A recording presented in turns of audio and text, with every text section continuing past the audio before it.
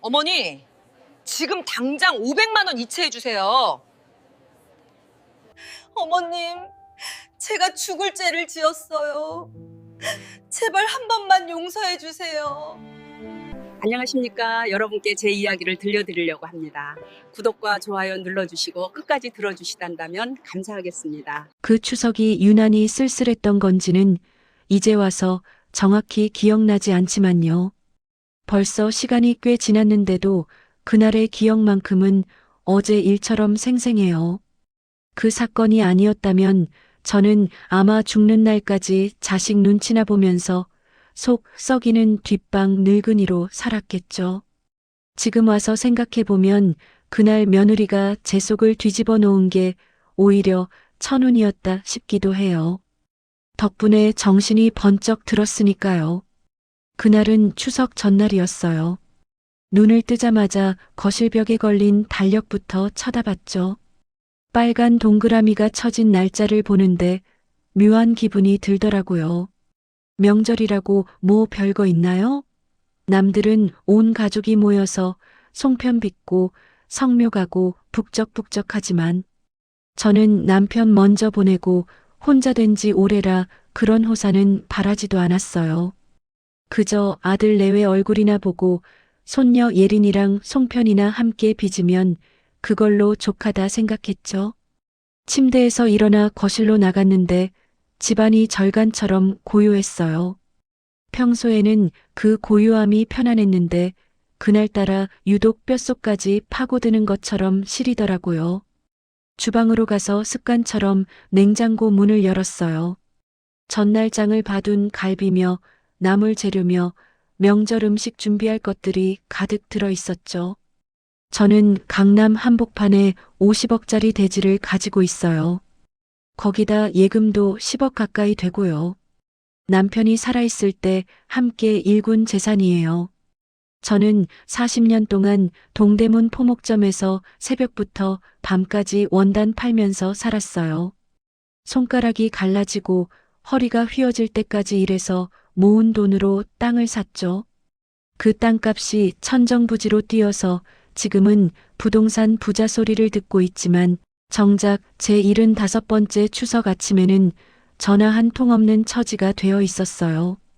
냉장고 문을 닫고 식탁 의자에 털썩 주저앉았어요. 텅 빈 식탁을 보고 있자니 가슴 한구석이 뻥 뚫린 것처럼 허전하더라고요. 제 아들 승우 녀석은 어릴 때 명절이면 저를 졸졸 따라다니면서 송편 빚는다고 난리였어요. 그때는 가진 것 없이 가난해서 고기도 제대로 못 넣어줬지만 서로 웃으면서 떡 한 조각 나눠 먹던 시절이었죠. 제가 동대문 시장 바닥에서 원단 냄새 맡아가며 악착같이 돈을 모은 이유도 다 그 녀석 때문이었어요. 제 자식만큼은 기죽지 않고 살게 해주려고요. 남들이 손가락질하며 억척스럽다고 욕해도 상관없었어요. 내 자식 입에 따뜻한 밥 들어가는 것만 보면 배가 불렀으니까요.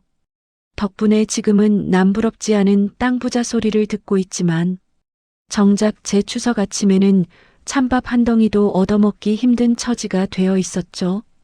사실 그 전날 장을 보면서도 고민했거든요. 며느리가 그래도 명색이 추석인데 아침 일찍 와서 명절 음식이라도 함께 준비하지 않을까 하는 어리석은 기대를 했기 때문이죠. 제가 참 주책맞은 노인네였죠. 75년을 살고도 사람 기대를 못 버렸으니 말이에요. 시계를 보니 아침 9시가 훌쩍 넘었어요. 보통 이 시간이면 며느리한테서 안부 전화라도 와야 하는 거 아닌가요? 아니, 안부는 고사하고 명절에 올 건지 안 올 건지 연락이라도 해야 하는 거 아닌가요? 그때였어요. 정적을 깨고 거실 전화기가 요란하게 울리기 시작했죠. 저는 반사적으로 수화기를 들 뻔하다가 잠시 숨을 골랐어요. 너무 반가워하는 티를 내면 안 될 것 같아서요. 헛기침을 두어 번 하고 천천히 전화를 받았죠. 지금 생각하면 그때 제가 왜 그렇게 바보같이 굴었나 몰라요. 당당하게 따져 물었어야 했는데 말이죠. 여보세요. 어머님, 저예요. 수진이요. 며느리 이수진이었어요. 목소리가 어찌나 쩌렁쩌렁한지 고막이 다 아플 지경이었죠. 저는 내심 기대를 하며 대답했어요. 혹시나 어머님 추석 잘 보내세요. 저희 오늘 가는 중이에요라는 말을 기대하면서요. 그래. 아침부터 무슨 일이냐? 무슨 일은요? 그냥 전화드렸죠. 식사는 하셨어요? 식사라니. 오늘이 무슨 날인지 묻지도 않고 대뜸 밥 먹었냐고 묻는 꼴이라니요. 저는 짐짓 모르는 척하며 대꾸했어요. 아직 안 먹었다. 너희는 먹었냐? 저희야 뭐 대충 챙겨 먹었죠. 승호 씨 회사 가느라 바빴고요. 회사? 추석 연휴인데 무슨 회사냐? 아, 긴급 프로젝트가 있다나 봐요. 그래서 어머님, 저희 이번 추석에 못 갈 것 같아요. 순간 제 귀를 의심했어요. 추석에 못 온다니요.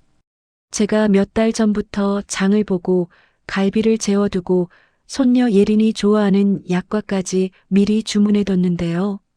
뭐? 추석에 못 와? 왜? 아이고, 어머님도 참. 저희도 쉬어야죠. 평소에 얼마나 바쁜데요.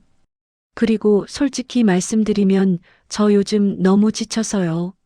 명절 음식 하느라 시어머니 집에 가서 또 일하고 싶지 않아요. 이해해 주세요. 시어머니 집에 가서 또 일하고 싶지 않다는 말에 뚜껑이 열릴 것 같았어요. 지난 명절에 그년이 뭘 했다고요? 거실 소파에 누워서 핸드폰만 들여다보다가 밥 먹고 갔잖아요. 설거지 한 번 안 하고요. 그래서 나보고 어쩌라는 거냐? 아유, 어머님 혼자서도 잘 보내실 수 있잖아요. 요즘 세상에 꼭 명절에 모여야 하나요? 저희 나중에 시간 나면 갈게요. 저는 분노를 억누르며 물었어요. 예린이는? 손녀는 보고 싶은데 예린이라도 보내라. 예린이요? 걔는 학원 가야 해요. 고3이잖아요. 수능 앞두고 명절이고 뭐고 공부해야죠. 고3이라 공부해야 한다면서 할머니 집에는 왜 못 보내는 건지. 어차피 연휴에 학원도 쉬는데. 변명도 가지가지였어요. 그리고 어머님, 제가 본론을 말씀드릴게요. 본론이라는 소리에 귀가 번쩍 뜨였어요. 아, 혹시 죄송하다고 선물이라도 보내드릴까요 하는 말인가 싶어서요. 사람이 이렇게 간사해요. 자식이 주는 거라면 콩고물이라도 좋아서 해볼쭉하니 말이죠. 뭔데? 저 지난주에 백화점에서 코트를 하나 봤거든요. 겨울 준비도 해야 하고. 근데 카드가 한도 초과가 났어요. 어머님이 해주신 그 카드요. 순간 제 귀를 의심했어요. 명절 인사가 아니라 자기 옷 이야기였으니까요.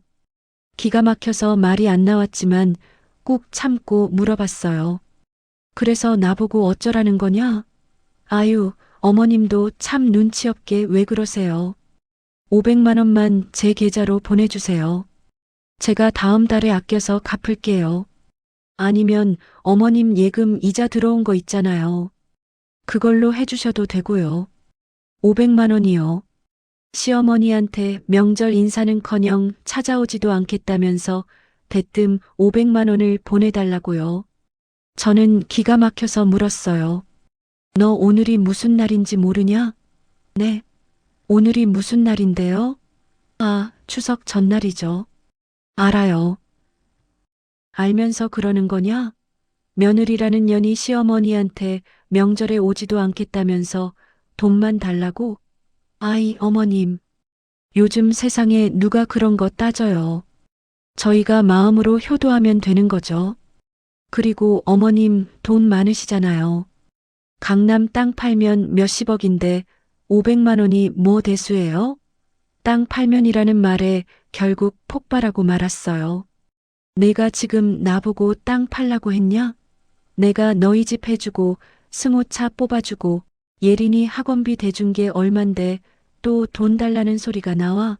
너의 그 주둥이는 뚫려 있다고. 아무 말이나 하는 거냐? 아니, 왜 화를 내고 그러세요? 주기 싫으면 말지. 사람 무한하게 소리는 왜 지르세요? 진짜 어머님 성격 알아줘야 한다니까. 알겠어요. 승호 씨한테 달라고 할게요. 끊어요. 뚝. 전화가 끊겼어요. 뚜마이너스 거리는 신호음이 제 머릿속을 갉아먹는 것 같았죠. 손이 부들부들 떨려서 수화기를 내려놓는 것도 힘들었어요. 500만 원이 없어서가 아니에요. 그 돈 저한테는 껌값이죠. 하지만 태도가 글러먹었잖아요. 명절날 아침에 전화해서 송편은커녕 찾아오지도 않겠다면서 돈 내놓으라는 며느리가 세상 천지에 어디 있나요? 분을 사귀지 못해 거실을 서성거렸어요. 가슴이 답답해서 물이라도 한 잔 마시려고 냉장고 문을 다시 열었죠. 그런데 찬물도 안 들어가는 거예요. 목구멍이 꽉 막힌 것처럼요. 그때 승우한테 전화가 왔으면 상황이 좀 달라졌을지도 몰라요. 아들이라도 제 마음을 알아줬다면요. 하지만 아들놈은 점심때가 지나도록 콕배기도 안 비치고 연락 한 통 없었죠. 오후 늦게서야 아들한테 전화가 왔어요. 저는 혹시나 아들이 며느리를 꾸짖고 사과하러 전화했나 싶어 급하게 받았죠. 제발 그러기를 바랐어요. 여보세요? 승우냐? 엄마, 저예요. 수진이한테 이야기 들었어요. 아들의 목소리는 차분하다 못해 귀찮다는 투였어요. 그 목소리를 듣는 순간 가슴이 철렁 내려앉았죠. 그래, 들었겠지. 너의 마누라가 나한테 뭐라 그랬는지. 엄마, 왜 수진이를 구박하고 그래요? 수진이가 요즘 SNS 일 때문에 스트레스 많이 받아서 그래요. 코트 하나 사서 기분 풀겠다는 건데 엄마가 좀 사주면 어디 덧나요? 돈도 많으시면서. 제 귀를 의심했어요. SNS 스트레스라니요. 며느리는 인스타그램에 명품 자랑하고 맛집 자랑하느라 정신없는 년이에요. 무슨 일을 한다고 스트레스를 받아요? 너 지금 제정신이냐? 그년이 무슨 일을 해? 집에서 핸드폰만 붙잡고 있는 년이 무슨 스트레스 핑계를 대냐? 그리고 오늘이 무슨 날인지는 알고 떠드는 거냐? 오늘? 아, 추석 전날이죠? 알아요. 그래서 저녁에 식사나 같이 하려고 했는데 수진이가 엄마 때문에 기분 상해서 못 가겠대요. 그냥 우리끼리 외식할 테니까 엄마도 맛있는 거 드세요. 하늘이 무너지는 것 같았어요. 며느리 기분 상했다고 친어머니 명절 밥상을 걷어차겠다는 소리잖아요. 제가 낳고 기른 자식이 맞나 싶었어요. 한승호, 내가 지금 나한테 할 소리냐? 그게 내가 너를 어떻게 키웠는데? 아버지 없이 너 하나 보고 살았는데. 어떻게 내가 나한테 이럴 수가 있어? 아, 또 그 소리. 지겨워 죽겠네, 진짜. 엄마, 옛날 이야기 좀 그만해요. 요즘 세상에 며느리 눈치 안 보고 사는 시어머니가 어디 있어요? 엄마가 시대 흐름을 못 읽는 거예요. 수진이가 기분 풀려야 저도 편하고 집안이 조용하다고요. 그러니까 엄마가 500만 원만 수진이 계좌로 보내줘요. 시대 흐름이라는 말. 며느리랑 똑같은 논리를 쓰는 아들을 보며 깨달았어요. 이놈들은 구제불능이라는 것을요. 며느리가 문제가 아니었어요. 그 며느리를 오냐오냐 하며 상전처럼 떠받드는 저 멍청한 아들놈이 더 문제였던 거죠. 제 속에서 무언가가 툭 하고 끊어지는 소리가 들렸어요. 그건 자식에 대한 미련이자 마지막 남은 기대였던 것 같아요. 그래, 알았다. 내 말이 다 맞다. 내가 시대를 몰라서 그랬구나. 거 봐요. 엄마가 이해하니까 얼마나 좋아. 그럼 돈 바로 보내줘요. 수진이 지금 옆에서 기다리는데. 돈? 그래, 보내주마. 그런데 승호야, 너 그거 아니냐? 뭐요? 내가 너한테 증여한 그 강남 땅이랑 상가 말이다. 네? 갑자기 땅은 왜요? 아니다. 그냥 옛날 생각이 나서 그런다. 내가 장가갈 때 내가 그랬지. 이 땅이랑 상가 주면 평생 효도하겠다고. 내가 각서까지 썼던 거 기억하냐? 에이, 엄마도 참. 그 종이 쪼가리가 뭐 중요해요? 우리가 가족인데. 아무튼 돈 빨리 보내줘요. 끊을게요. 아들은 제 말이 귀찮다는 듯 뚝 끊어버렸어요. 전화기를 내려놓고 저는 한참 동안 멍하니 앉아 있었어요. 거실 창밖으로 해가 기울고 있었죠.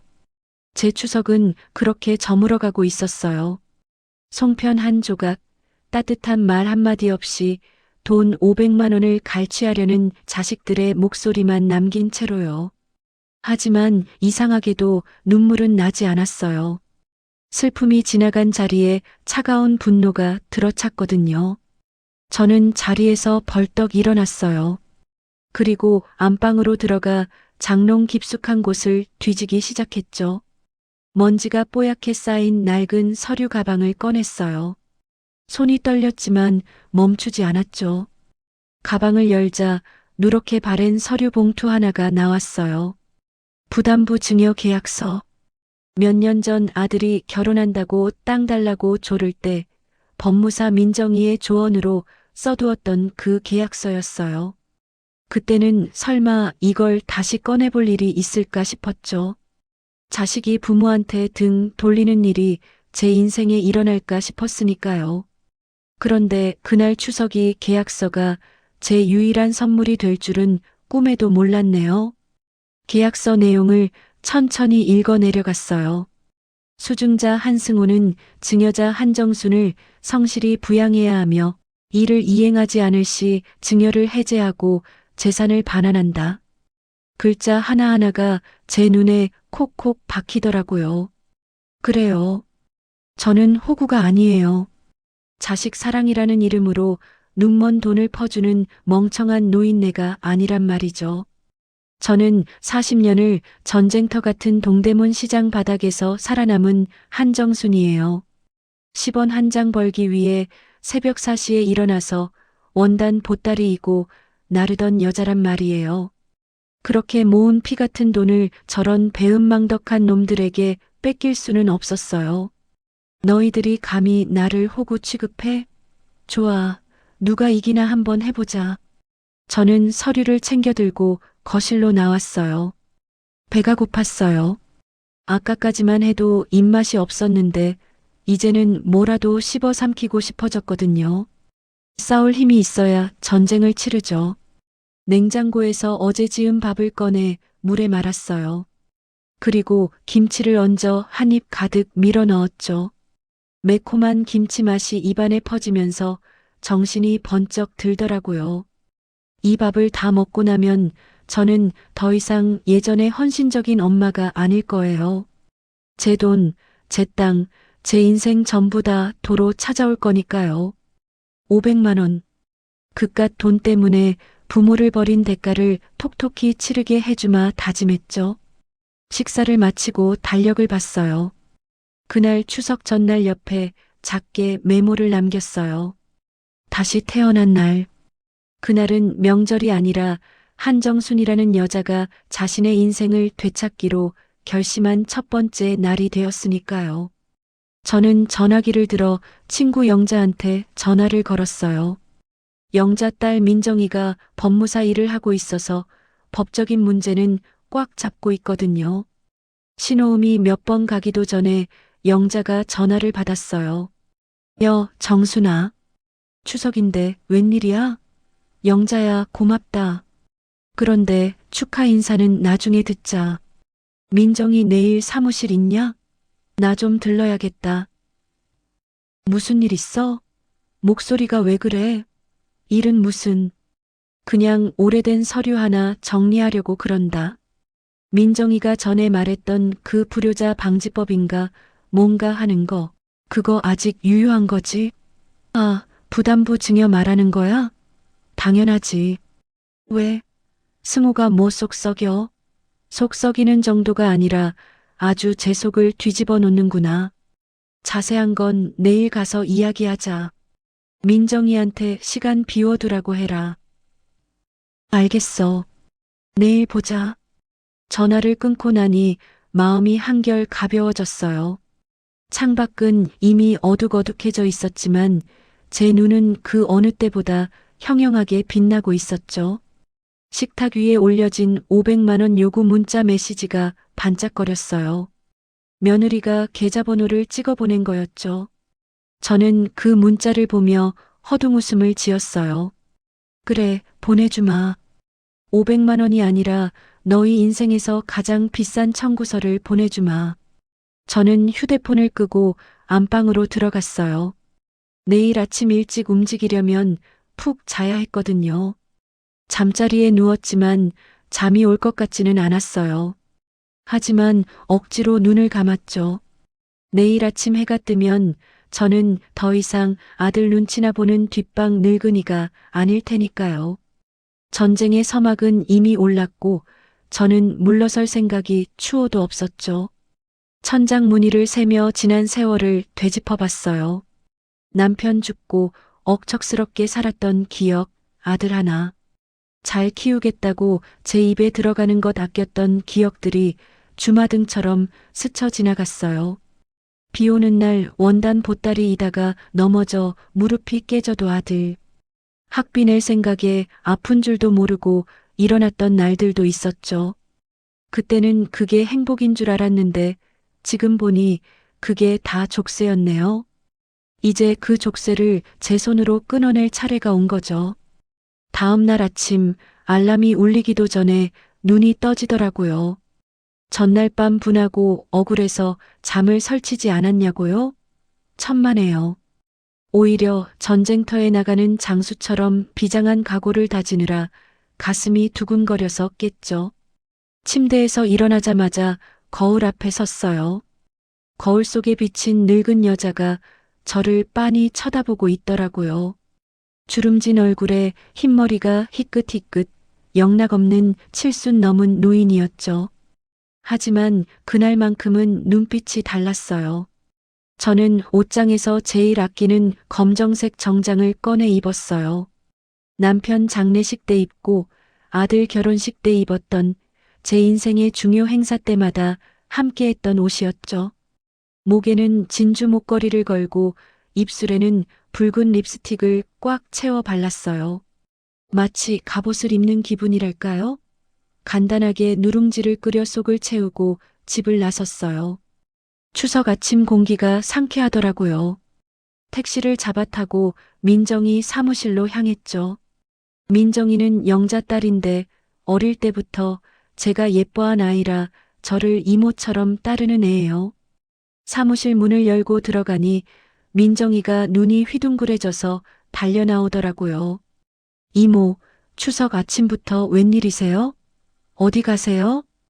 옷은 또 왜 그렇게 차려입으셨어요? 민정아, 나랑 이야기 좀 하자. 문 잠가라. 저는 자리에 앉자마자 가방에서 그 누런 서류 봉투를 꺼내 책상 위에 탁 하고 올려놓았어요. 부담부 증여 계약서. 민정이가 그 서류를 보더니 안경을 고쳤으며 심각한 표정을 짓더라고요. 이모, 이거 승우 오빠랑 썼던 그 계약서잖아요. 결국 이걸 꺼내시는 거예요? 그래, 더는 못 참겠다. 걔들이 나를 어머니가 아니라 돈 나오는 현금 인출기로 알더라. 어제 추석인데 송편은커녕 500만 원 내놓으라고 전화질이더라. 내가 그 꼴을 보고도 가만히 있으면 내가 한정순이 아니지. 민정이는 한숨을 푹 쉬더니 계약서를 꼼꼼히 훑어보기 시작했어요. 종이 넘기는 소리만 사각사각 들리는 그 정적한 시간이 어찌나 길게 느껴지던지요. 이모, 여기 조항 기억나세요? 수증자 한승우는 증여자 한정순의 부양 의무를 성실히 이행해야 하며 5월 2회 이상 방문하고 질병 발생 시 간병 및 치료비를 부담한다. 이거 오빠가 제대로 지켰어요? 지키기는커녕 콧배기도 안 비친 지가 반년이 넘었다. 아프다고 하면 요양원 가라고 노래를 부르는 놈들인데 뭘 그럼 됐어요. 이모, 이건 100%예요. 증거만 좀 더 확보하면 바로 소송 걸어서 다 찾아올 수 있어요. 일단 내용 증명부터 보내죠. 오빠랑 형수 정신 좀 차리게요. 민정이의 말을 들으니 천군만마를 얻은 기분이었죠. 우리는 머리를 맞대고 작전을 짰어요. 당장 소송을 걸기보다는 녀석들의 반응을 보며 목을 조여가기로 했죠. 민정이가 서류를 작성하는 동안 저는 휴대폰을 꺼내 카드사 고객센터에 전화를 걸었어요. 상담원이죠? 제 명의로 된 가족 카드요. 며느리가 쓰고 있는 거 지금 당장 정지시켜 주세요. 네. 분실은 아니고 그냥 정지요? 네. 사용 불가로 만들어 주세요. 상담원이 이유를 물었지만 저는 단호하게 대답했어요. 그냥 싹 다 막아주세요. 전화를 끊고 나니 손끝에서 짜릿한 전율이 느껴지더라고요. 그 카드로 백화점을 제 집 드나들 듯 다니던 며느리의 발을 묶어버린 거죠. 사무실을 나오기 전에 민정이가 저한테 그러더라고요. 이모, 정말 괜찮으시겠어요? 이렇게 하면 오빠랑 형수 다시는 안 본다고 생각하셔야 해요. 민정아, 나는 이미 어제 죽었다. 지금 서 있는 한정수는 저것들 어미가 아니라 채권자야. 너도 인정사정 보지 말고 법대로만 해라. 사무실을 나와서 저는 바로 집으로 가지 않았어요. 근처 병원에 들러서 진료 확인서를 하나 뗐죠. 허리가 좀 아프다는 핑계로 물리치료도 받았고요. 그리고는 집에 돌아와서 침대에 누워 아들에게 전화를 걸었어요. 목소리를 잔뜩 깔고 앓는 소리를 내면서요. 일종의 마지막 테스트였죠. 혹시나 하는 아주 신락 같은 희망을 확인해 보고 싶었거든요. 신호음이 한참 가고 나서야 아들이 전화를 받더라고요. 주변이 시끄러운 걸 보니 어디 외출 중인 모양이었죠. 여보세요? 엄마 왜 또 전화했어요? 돈 보냈어요? 대뜸 돈 타령부터 하는 아들 목소리에 허둥 웃음이 나오려는 걸 꾹 참았어요. 승호야, 내가 지금 몸이 너무 안 좋아서 병원에 왔는데 검사를 좀 받아야 한다고 하네. 검사비가 꽤 나온다는데 내가 좀 보내줄 수 있겠냐? 아니, 엄마 돈 많으면서 왜 우리한테 그래요? 보험 들어둔 거 있잖아요. 그걸로 해요. 보험 처리는 나중에 되는 거고 당장 결제를 해야 한다는데 현금이 없어서 그런다. 며느리한테 말해서 좀 붙여달라고 해라. 그러자 수화기 너머로 며느리에게 묻는 소리가 들렸어요. 수진아, 엄마가 병원비 필요하다는데. 그리고 곧이어 며느리의 날카로운 목소리가 들려왔죠. 어머님 땅 팔면 될 거잖아. 우리 줄 돈도 없다면서 무슨 병원비야? 그냥 집에 가서 쉬시라고 해. 아들은 곤란하다는 듯 다시 저에게 말하더라고요. 엄마 들었죠? 우리 지금 카드값 결제할 돈도 빠듯해요. 엄마가 알아서 하세요. 끊어요. 전화가 끊어지는 소리를 들으며 저는 침대에서 벌떡 일어났어요. 몸이 아픈 척 연기했던 게 무색할 정도로 정신이 맑아지더라고요. 그래, 이것들아. 너희는 기회를 걷어찼다. 내가 너희를 자식으로 생각해서 마지막으로 던진 동아줄을 너희 손으로 잘라버린 거야. 저는 옷을 갈아입고 주방으로 가서 밥을 안 쳤어요. 따뜻한 밥을 지어 먹고 힘을 내야 했으니까요. 밥솥이 치익하고 김을 뿜어내는 소리가 마치 제 김 같았죠. 밥상에 앉아 갓 지은 밥을 한 숟갈 크게 떠먹으며 다짐했어요. 너희가 좋아하는 그 돈, 뼈도 못 추리게 싹 다 뺏어주마. 그날 오후는 폭풍 전야처럼 조용했어요. 저는 거실 소파에 앉아 TV를 켜두고 멍하니 화면만 바라봤죠. 하지만 머릿속은 온통 앞으로 벌어질 일들로 꽉 차 있었어요. 민정이가 보낸 내용 증명이 내일이면 도착할 테고 카드 정지 사실을 알게 된 며느리가 길길이 날뛰겠죠. 상상만 해도 피가 끓는 기분이었어요. 그렇게 저녁이 되었을 때였어요. 창밖을 보니 비가 부슬부슬 내리기 시작하더라고요. 날씨도 제 마음을 아는 건지 참 철양맞게도 내렸죠. 그때 문득 남편 생각이 났어요. 여보, 내가 지금 잘하고 있는 거요? 자식놈이랑 싸우겠다고 이러고 있는데 당신이 보면 혀를 차려나? 사진 속 남편은 아무 말 없이 웃고만 있었어요. 그래요. 당신은 갔으니까 편하겠지. 산 사람은 어떻게든 살아야 하니까 나 좀 지켜봐줘요. 그날 밤 저는 휴대폰을 꺼내 며느리가 보냈던 계좌번호 문자를 삭제해버렸어요. 500만 원. 웃기지 말라고 하세요. 저는 500원 한 푼도 줄 생각이 없었으니까요. 잠자리에 들면서 저는 생각했어요. 내일은 정말 시끄러운 하루가 되겠구나. 하지만 두렵지는 않았어요. 오히려 기다려졌죠. 제가 평생을 바쳐 일군 내 재산, 내 권리를 되찾는 날이니까요. 그렇게 제 반란은 조용하지만 확실하게 시작되고 있었죠. 다음 날 점심쯤이었을 거예요. 거실에서 화초에 물을 주고 있는데 전화벨이 울리더라고요. 화면을 보니 며느리 세 글자가 떠 있었어요. 올 것이 왔구나 싶었죠. 저는 짐짓 느긋하게 아주 천천히 수화기를 들었어요. 여보세요? 어머님, 이게 도대체 어떻게 된 일이에요? 수화기 너머 며느리의 비명에 가까운 고함이 터져 나왔어요. 어찌나 소리가 큰지 귀가 멍할 정도였죠. 왜 그러냐? 밑도 끝도 없이 소리부터 지르고. 지금 모른 척 하시는 거예요? 저 지금 백화점 계산대 앞이라고요. 친구들이랑 쇼핑하고 계산하려는데. 카드가 정지됐대요. 뒤에 사람들 줄 서 있는데. 제가 얼마나 개망신을 당했는지 아세요? 저를 무슨 거지 보듯 쳐다보는데 진짜 얼굴이 화끈거려서 죽는 줄 알았다고요. 상상이 가더라고요. 그 콧대 높은 며느리가 계산대 앞에서 얼굴이 시뻘개져서 쩔쩔매는 꼴이요. 속으로 쾌재를 불렀지만 목소리는 차분하게 깔았어요. 그래서 카드가 안 되면 너 돈으로 내면 될 거 아니냐?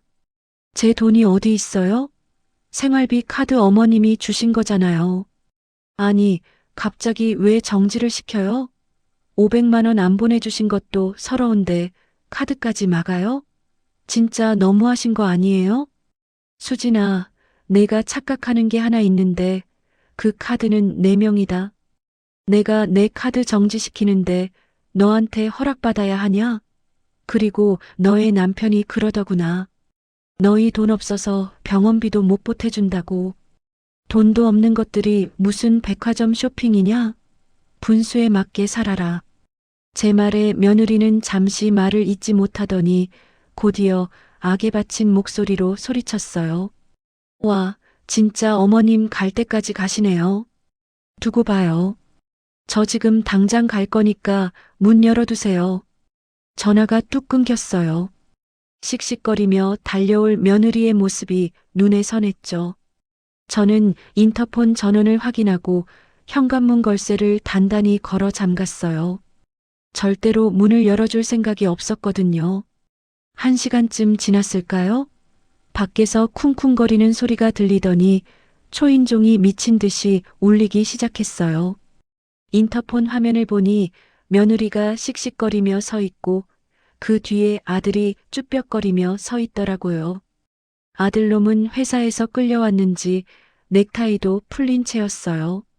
어머님, 문 좀 열어보세요. 말로 하자고요.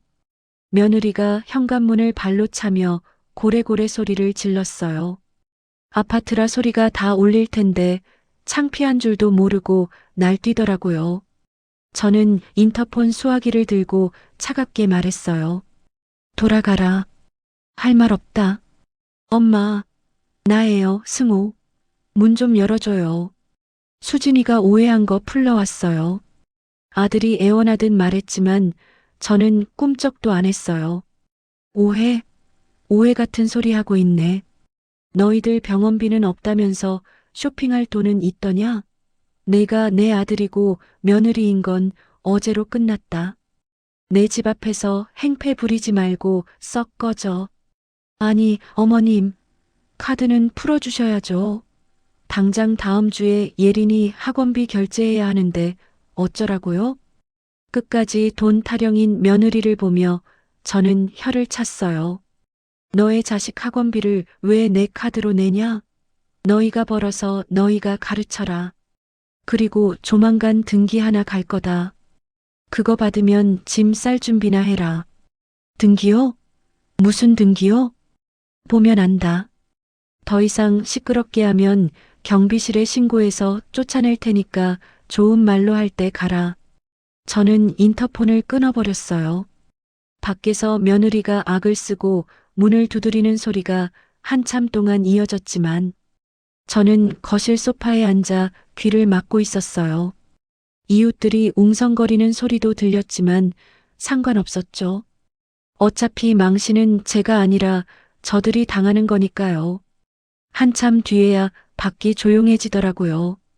갔나 싶어서 베란다 창문으로 내려다보니 아들이 며느리를 억지로 차에 태우고 있었어요. 며느리는 차에 타면서도 분이 안 풀리는지 제 집 쪽을 향해 사대질을 해대더라고요. 그 모습을 보는데 묘한 기분이 들었어요. 예전 같았으면 가슴이 벌렁거리고 손이 떨렸을 텐데 지금은 그저 삼류 드라마를 보는 것처럼 덤덤하더라고요. 정이 떨어진다는 게 이런 건가 봐요. 그날 저녁 저는 민정이에게 전화를 걸었어요. 민정아, 내용 증명 보냈냐? 네, 이모. 오늘 발송했어요. 아마 내일이나 모레쯤 도착할 거예요. 그리고 상가 가압류 신청도 준비 끝났어요. 오빠 명의로 되어 있어도 실소유주가 이모라는 증거, 이모가 초기 자금, 다 대줬던 내역들 다 첨부했으니까 문제 없을 거예요. 그래, 고생했다. 걔들 오늘 찾아와서 난리도 아니었다. 아주 집 떠나가는 줄 알았다. 예상했던 반응이네요. 이모, 마음 약해지시면 안 돼요. 이제 시작이에요. 걱정 마라. 내가 누구냐? 한정순이다. 걔들이 내 눈에 피눈물 나게 했으니 나는 걔들 눈에서 핏물이라도 뽑아낼 거다. 전화를 끊고 식탁에 앉아 혼자 밥을 먹었어요. 반찬이라곤 김치랑 김뿐이었지만 꿀맛이더라고요. 속이 시원해서 그런가 봐요. 며느리가 백화점에서 당했을 망신을 생각하니 밥이 술술 넘어갔죠. 그런데 한편으로는 씁쓸함도 밀려왔어요. 늙은 어미가 자식 망신 주는 게 무구리 자랑이라고 이렇게 통쾌해야 하나 싶어서요. 하지만 이내 고개를 저었어요. 이건 망신 주는 게 아니라 사람 만드는 과정이라고 생각하기로 했죠. 매를 들어서라도 가르쳐야 하는 게 부모의 도리라면 저는 지금 가장 아픈 회초리를 든 셈이니까요. 밤이 깊어가고 빗줄기는 더 굵어졌어요. 저는 창문에 비친 제 모습을 보며 중얼거렸어요. 수진아, 너의 그 잘난 자존심이 언제까지 버티나 보자. 카드가 막혔으니 이제 진짜 지옥이 시작될 거다. 그날 밤 꿈에 며느리가 나타나 제 앞에 무릎 꿇고 비는 꿈을 꿨어요. 하지만 꿈속에 저는 차갑게 돌아섰죠.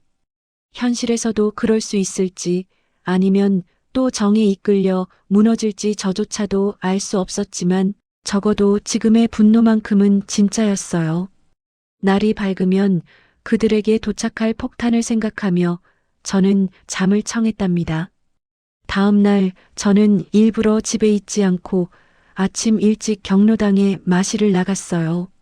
집에 있으면 또 찾아와서 괴롭힐까봐 자리를 피한 것도 있지만 동네 할머니들과 수다라도 떨면서 마음을 다잡고 싶었거든요.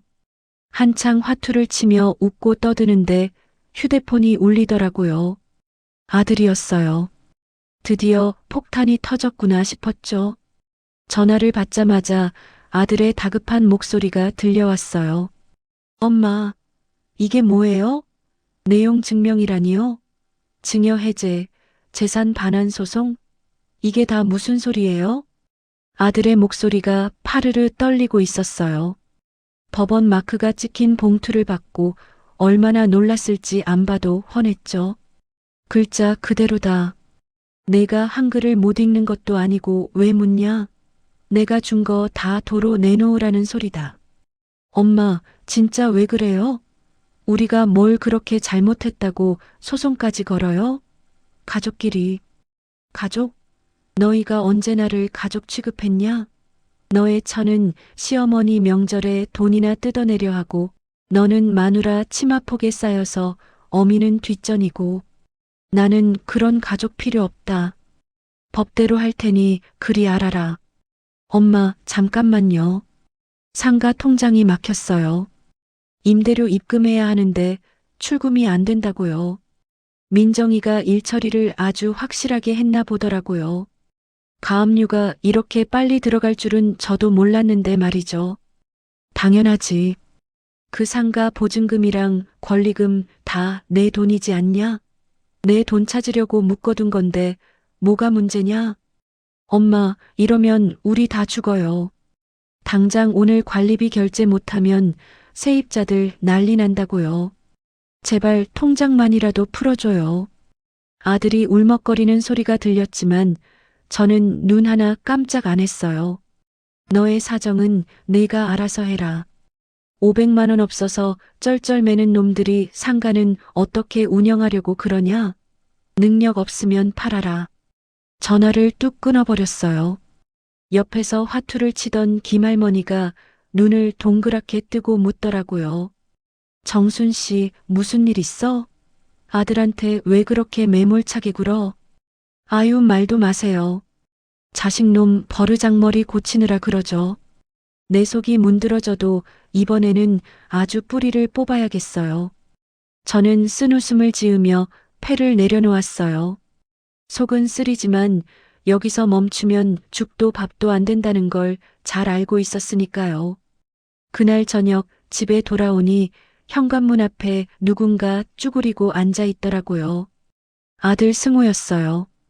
옷은 꼬질꼬질하고 머리는 헝클어진 채 술 냄새를 팍팍 풍기면서요. 저를 보자마자 벌떡 일어나더니 무릎을 꿇더라고요. 엄마, 내가 잘못했어. 제발 한 번만 봐줘요. 지나가던 주민들이 힐끔거렸지만 아들은 창피한 줄도 모르고 바지가랑이를 잡고 늘어졌어요. 그 모습이 처량하다 못해 한심스러웠죠. 이거라. 술 처먹고 와서 무슨 행패냐? 엄마, 수진이가 집 나가겠대요. 이혼하겠대요. 상가 막히고 돈 없으면 자기는 못 산다고 나더러 해결 못하면 갈라서 자는데 나 어떡해요? 기가 막혔어요. 며느리 그 물건은 끝까지 자기만 살겠다고 남편을 사지로 내모는구나 싶었죠. 그리고 그 와중에 마누라 도망갈까봐 어미한테 빌려온 아들놈 꼴이라니. 잘 됐네. 그 참에 갈라서라. 그런 여자랑 살아봐야 너만 힘들다. 엄마, 어떻게 그런 말을 해요? 우리 예린이는 어쩌라고요? 제발 소송 취하해줘요. 내가 앞으로 잘할게. 매주 올게. 아니, 매일 올게. 아들이 바닥에 머리를 찌우며 오열했어요. 예전 같았으면 가슴이 미어져서 당장 일으켜 세우고 밥이라도 먹였을 거예요. 하지만 이번엔 달랐어요. 지금 봐주면 저놈은 평생 며느리 종노릇하며 살 게 뻔했거든요. 저는 차갑게 아들을 내려다보며 말했어요. 승우야, 늦었다. 내가 내 명절에 전화 한 통으로 퉁치려고 했을 때 너는 이미 돌아올 수 없는 강을 건넌 거야. 너의 그 잘난 처한테 가서 전해라. 빈손으로 나가기 싫으면 지금이라도 와서 납작 엎드리라고. 너 말고 이수진 그 여자가 와서 빌라고 해. 수진이가 올 리가 없잖아요. 자존심이 얼마나 센데. 그럼 다 끝난 거다. 너의 처 자존심 지켜주느라 너랑 내 손녀 길바닥에 나앉게 생겼는데 아직도 정신 못 차렸냐? 비키라. 저는 아들을 밀치고 도어락 비밀번호를 눌렀어요. 삐삐. 문이 열리고 집으로 들어가려는데 아들이 뒤에서 울부짖더라고요. 엄마, 진짜 너무해. 엄마가 어떻게 자식한테 이래? 문을 쾅 닫고 들어왔는데 다리에 힘이 풀려 현관에 주저앉고 말았어요. 밖에서 아들이 우는 소리가 들려오는데 제 눈에서도 눈물이 흐르더라고요. 독하게 마음먹었지만 자식 우는 소리 듣는 어미 심정이 오죽하겠어요. 가슴을 치며 소리 없이 울었어요. 이 멍청한 놈아, 왜 진작 정신 차리지 못했냐? 왜 어미 가슴에 대못을 박아서 이 사단을 만드냐? 한참을 울다가 거실로 들어와 물 한 잔을 마셨어요. 그리고 다시금 마음을 다잡았죠. 아들은 지금 당장 아프겠지만 이 종기를 도려내지 않으면 결국 썩어 문드러질 테니까요. 이건 자식을 버리는 게 아니라 자식을 살리기 위한 수술이라고 생각했어요. 그때 휴대폰이 다시 울렸어요. 이번엔 며느리였죠. 아들이 실패하고 돌아가니 직접 전화를 건 모양이었어요. 받지 말까 하다가 무슨 소리를 짓거리나 싶어 받았어요. 어머님, 승호 씨 보냈더니 문전 박대하셨다면서요? 목소리에 여전히 도끼가 서려 있었어요. 반성하는 기색은 전혀 없었죠.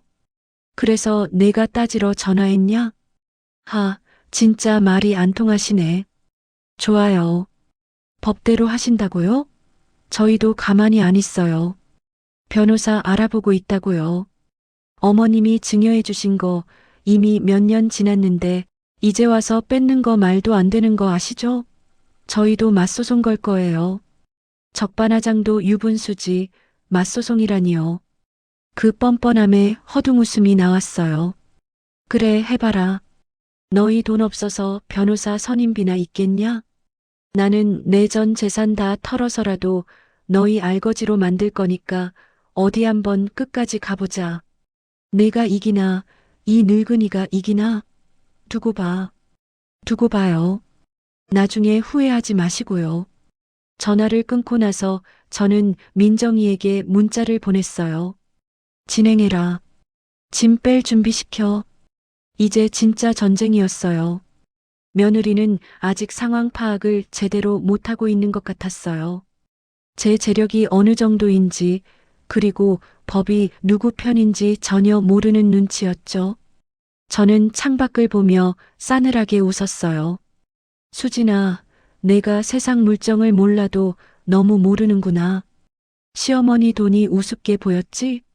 그 돈이 칼이 되어 돌아오면 얼마나 무서운지 곧 알게 될 거다. 밖에는 여전히 비가 내리고 있었고 제 마음속의 폭풍우는 이제 막 시작되고 있었어요. 하지만 저는 두렵지 않았어요.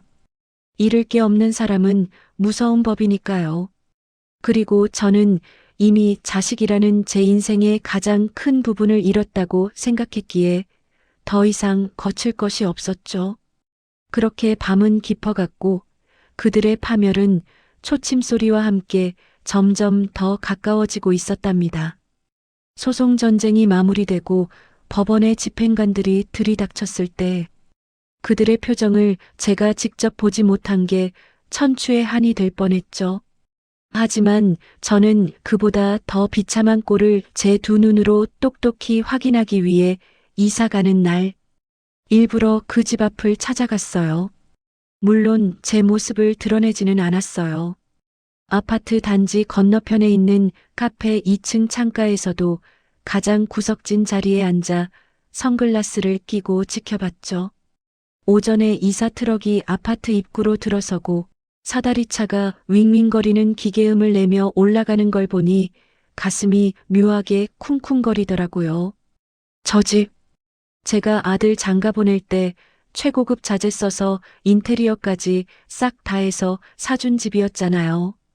베란다, 샤시 하나, 문고리 하나까지 제 손길이 안 닿은 곳이 없는데 거기서 제 자식들이 쫓겨나는 꼴을 보고 있자니 기분이 참 복잡했죠.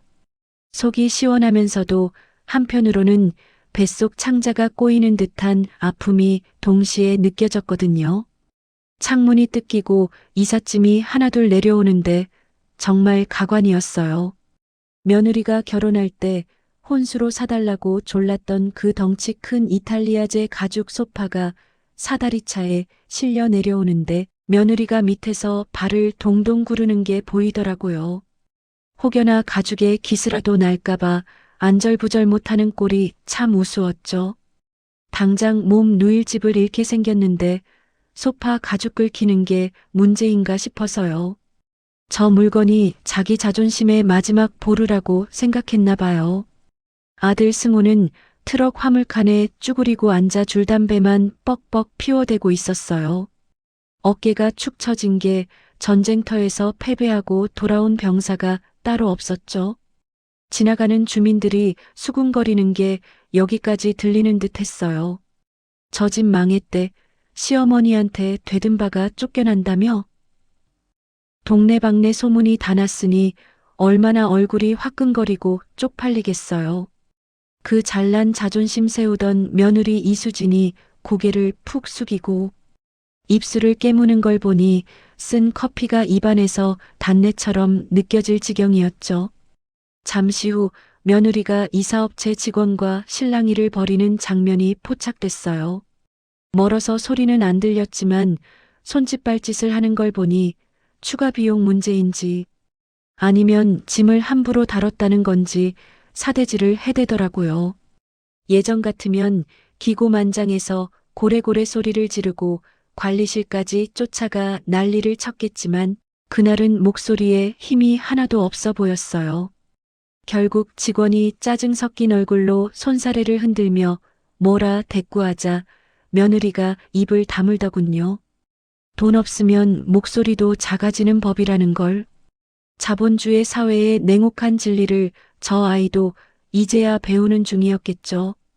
짐이 다 빠지고 텅 빈 트럭이 출발할 때 며느리는 그 자리에 주저앉아 한참을 일어나지 못했어요. 그 모습을 보는데 저는 커피 잔을 내려놓으며 단호하게 중얼거렸어요. 이제 시작이다. 그 화려한 껍데기를 벗고 진짜 현실을 마주해봐라. 너희가 무시했던 그 돈이 없으면 세상이 얼마나 춥고 싫은 곳인지 뼈저리게 느껴봐라. 그들이 이사간 곳은 시내에서 한참 떨어진 변두리의 낡은 빌라였어요. 제가 민정이를 시켜서 알아본 곳이었는데 보증금이 모자라 반전세도 아니고 거의 월세나 다름없는 집이었죠. 엘리베이터도 없는 5층이라 짐을 올리는 데만 한나절이 걸렸다고 들었어요. 저는 며칠 뒤에 몰래 그 동네를 가봤어요. 골목 입구부터 퀴퀴한 곰팡이 냄새가 나고 쓰레기 분리수거도 제대로 안 되어 있어 악취가 진동하는 아주 음침한 동네였죠. 민정이가 알려준 주소로 찾아가 보니 붉은 벽돌이 다 깨지고 금이 간 허름한 빌라가 나왔어요. 그들이 가져간 그 큰 소파와 양문형 냉장고는 현관문도 통과하지 못해 결국 헐값에 중고 처분했다고 하더라고요. 집이 좁아지니 짐을 넣을 수가 없었겠죠. 그 꼴을 상상하니 허둥웃음이 나왔어요. 자기 분수에 맞지 않는 물건들은 결국 짐만 될 뿐이라는 걸 인생.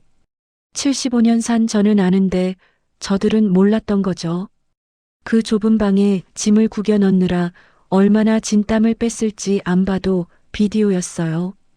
밤이 되자 창문 너머 성화가 들려왔어요. 방음이 전혀 안 되는 집이라 밖에서도 훤히 들리더라고요.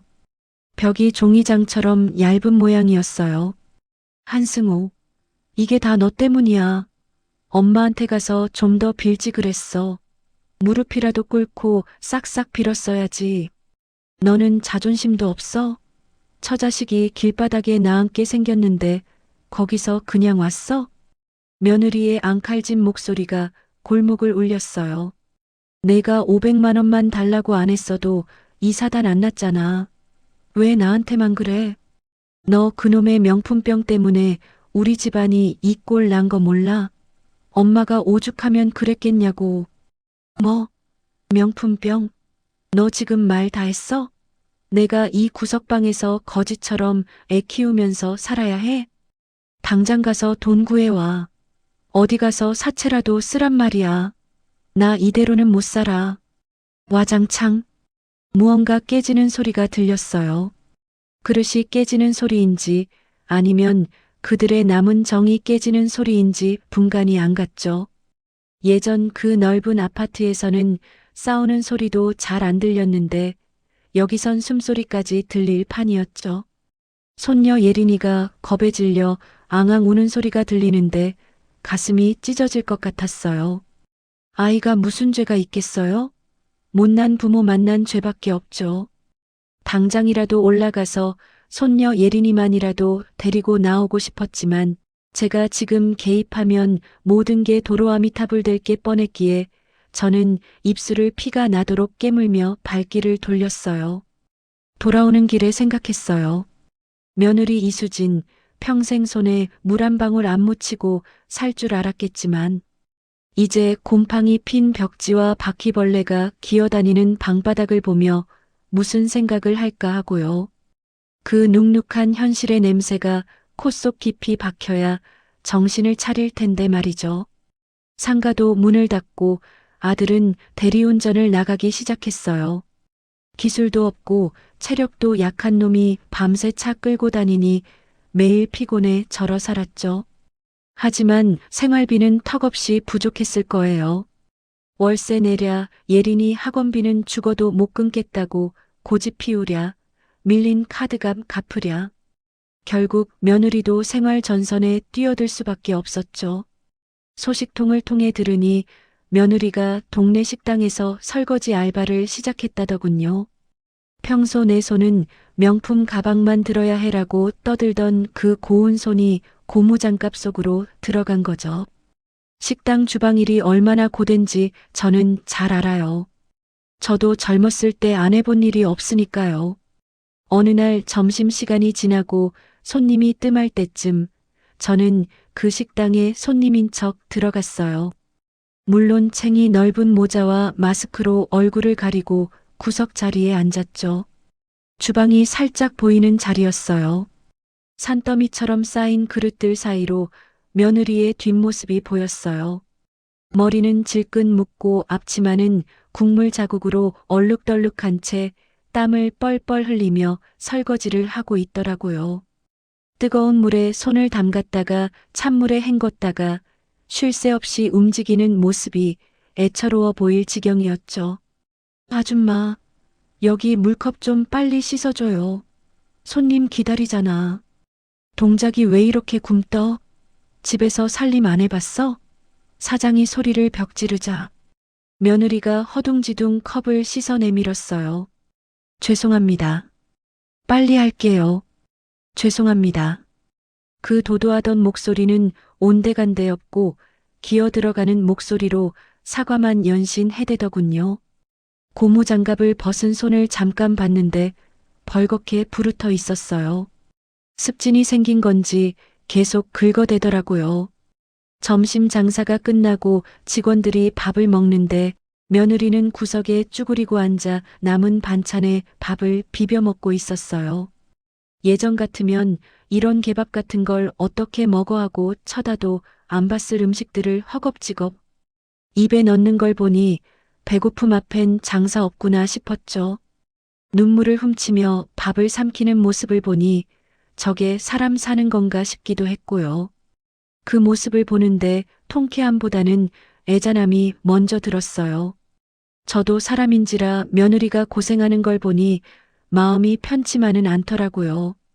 하지만 저는 주문한 국밥을 다 먹지도 않고 일어섰어요. 지금 마음 약해지면 저 아이는 평생 철들지 못할 테니까요.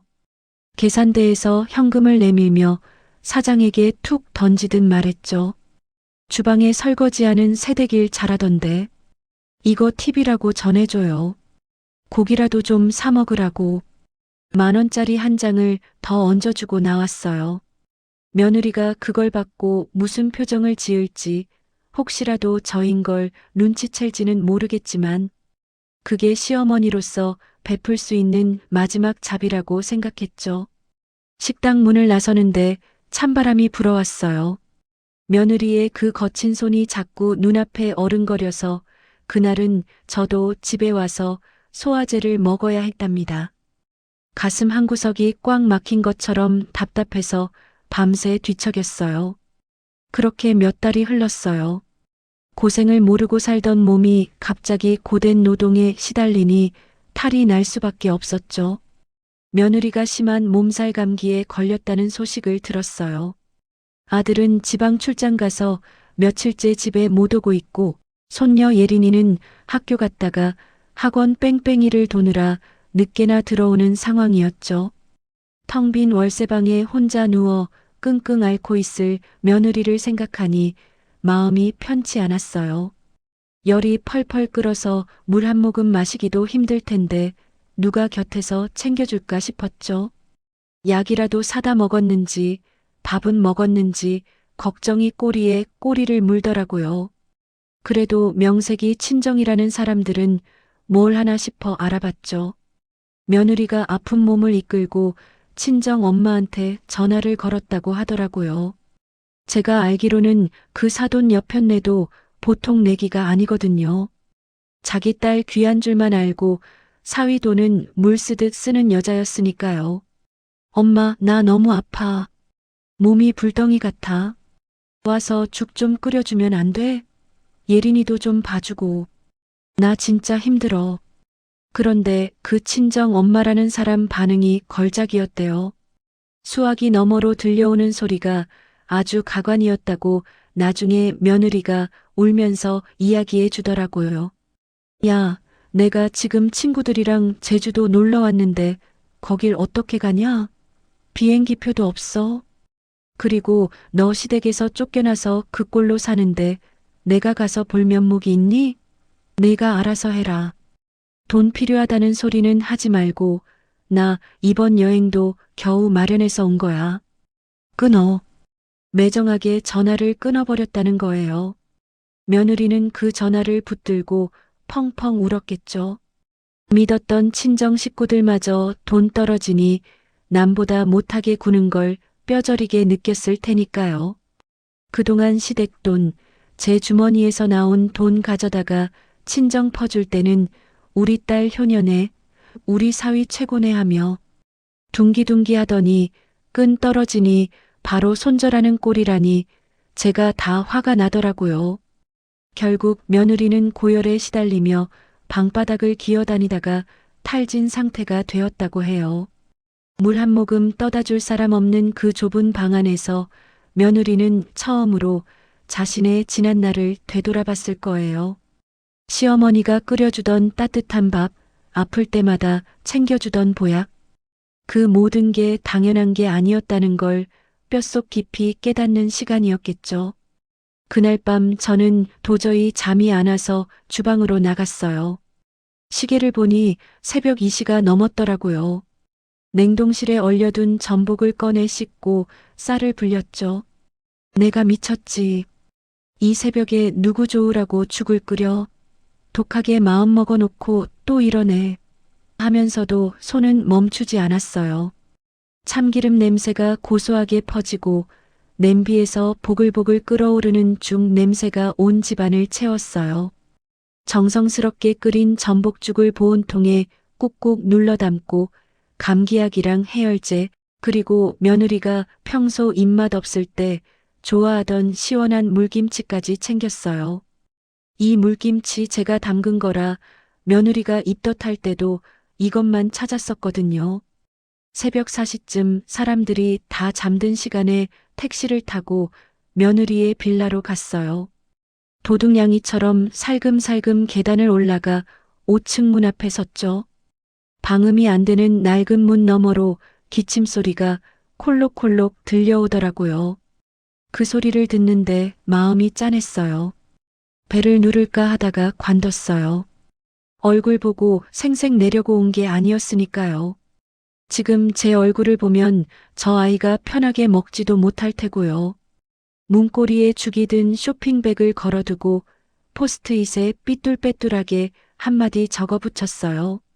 먹고 죽지는 마라. 내 생각해서 정신 차려. 일부러 퉁명스럽게 썼지만 그게 제 진심이었어요. 살아야 반성도 하고 사람 구실도 할 거 아니겠어요? 저는 인기척을 내지 않으려고 까치발을 들고 내려왔어요. 내려오는 길에 빌라 입구 센서 등이 켜지는데 갑자기 눈시울이 붉어지더라고요. 이게 무슨 청승인가 싶어서 코를 훌쩍이며 돌아왔죠. 돌아오는 택시 안에서도 며느리의 기침소리가 귓가에 맴돌아 마음이 편치 않았어요. 다음 날 아침 며느리가 비틀거리며 문을 열고 그 쇼핑백을 발견했을 때의 표정을 상상해 봤어요. 처음엔 누가 잘못 놓고 간 줄 알았겠죠. 하지만 보온통 뚜껑을 열고 전복이 가득 든 아직도 온기가 남아있는 죽을 보는 순간, 그리고 익숙한 물김치 맛을 보는 순간 알았을 거예요. 세상 천지에 자기를 위해 새벽에 전복죽 끓여올 사람이 시어머니 한정순 말고 또 누가 있겠어요? 친정 엄마도 버린 자기를 챙겨준 게 자기가 그토록 무시하고 막대했던 시어머니라는 사실에 며느리는 그 죽을 먹으며 눈물 콧물 다 쏟았을 겁니다. 그 뜨거운 죽 한 숟갈이 차갑게 얼어붙고 꼬여있던 며느리의 마음을 녹이는 결정적인 계기가 되었겠죠. 나중에 들으니 그 죽을 먹으면서 어머님 죄송해요라는 말을 100번도 넘게 중얼거렸다고 하더라고요. 그런데 얼마 지나지 않아 상황이 이상하게 돌아가기 시작했어요. 어느 화창한 오후 며느리와 함께 거실에 앉아 과일을 깎고 있었어요. 며느리가 사과를 깎는데 껍질이 끊어지지 않고 길게 이어지더라고요. 솜씨가 제법이었죠. 어머님, 저 이제 식당 일도 적응됐고요. 사장님이 성실하다고 정직원 전환도 시켜준대요. 그러면 월급도 좀 오르고 보너스도 나온다네요. 열심히 해서 나중엔 주방장까지 해보려고요. 며느리가 조잘조잘 이야기하며 웃는데 갑자기 식탁 위에 올려둔 며느리의 휴대폰이 지잉하고 진동하기 시작했어요. 며느리가 무심코 액정을 확인하더니 표정이 순식간에 사색이 되더라고요. 손에 들고 있던 과도로 손을 베일 뻔했죠. 사과 껍질이 툭 하고 끊어졌어요. 마치 우리의 평화가 끊어지는 것처럼요. 왜 그러냐? 누구 전화길래 얼굴이 하얗지? 안색이 안 좋다. 아, 아니에요. 그냥 모르는 번호예요. 스팸인가 봐요. 요즘 스팸 전화가 많이 와서. 며느리는 황급히 전화를 끊고 휴대폰을 뒤집어 놓았어요. 하지만 저는 봤어요. 며느리의 손끝이 미세하게 떨리고 있다는 걸요. 그리고 그 불안한 눈빛, 초조하게 입술을 깨무는 모습, 무언가 저에게 말 못할 비밀이 있거나 누군가에게 쫓기는 사람처럼 보였죠. 식은 땀까지 흘리는 걸 보니 예사일이 아니었어요. 수진아, 너 혹시 나한테 말 못할 빚이라도 있는 거냐? 아니면 또 사고 친 거냐? 솔직하게 말해라. 아니에요. 정말 아무것도 아니에요. 어머님 걱정 마세요. 진짜 별거 아니에요. 제가 좀 피곤해서 그런가 봐요. 며느리는 애써 웃어 보였지만 그 웃음 뒤에 짙은 먹구름이 끼어 있다는 걸 저는 본능적으로 감지했죠. 평화로운 일상에 다시금 균열이 생기려는 조짐이었어요. 여자의 육감, 아니 산전수전 다 겪은 시어머니의 육감은 틀린 적이 없거든요. 그날 며느리 수진이가 황급히 끊어버린 전화 한 통. 그게 바로 우리 집안에 다시 불어닥칠 태풍의 서막이었어요. 저는 흥신소를 운영하는 박 사장한테 연락했어요. 며칠 뒤 박 사장에게서 연락이 왔어요. 저는 평상복으로 갈아입고 모자를 푹 눌러 쓴 채 약속 장소인 카페로 나갔죠. 박 사장은 구석자리에 앉아 노트북을 펴놓고 있었어요. 한 여사님 오셨습니까? 이거 참 상황이 생각보다 복잡하더군요. 뜸들이지 말고 보여줘요.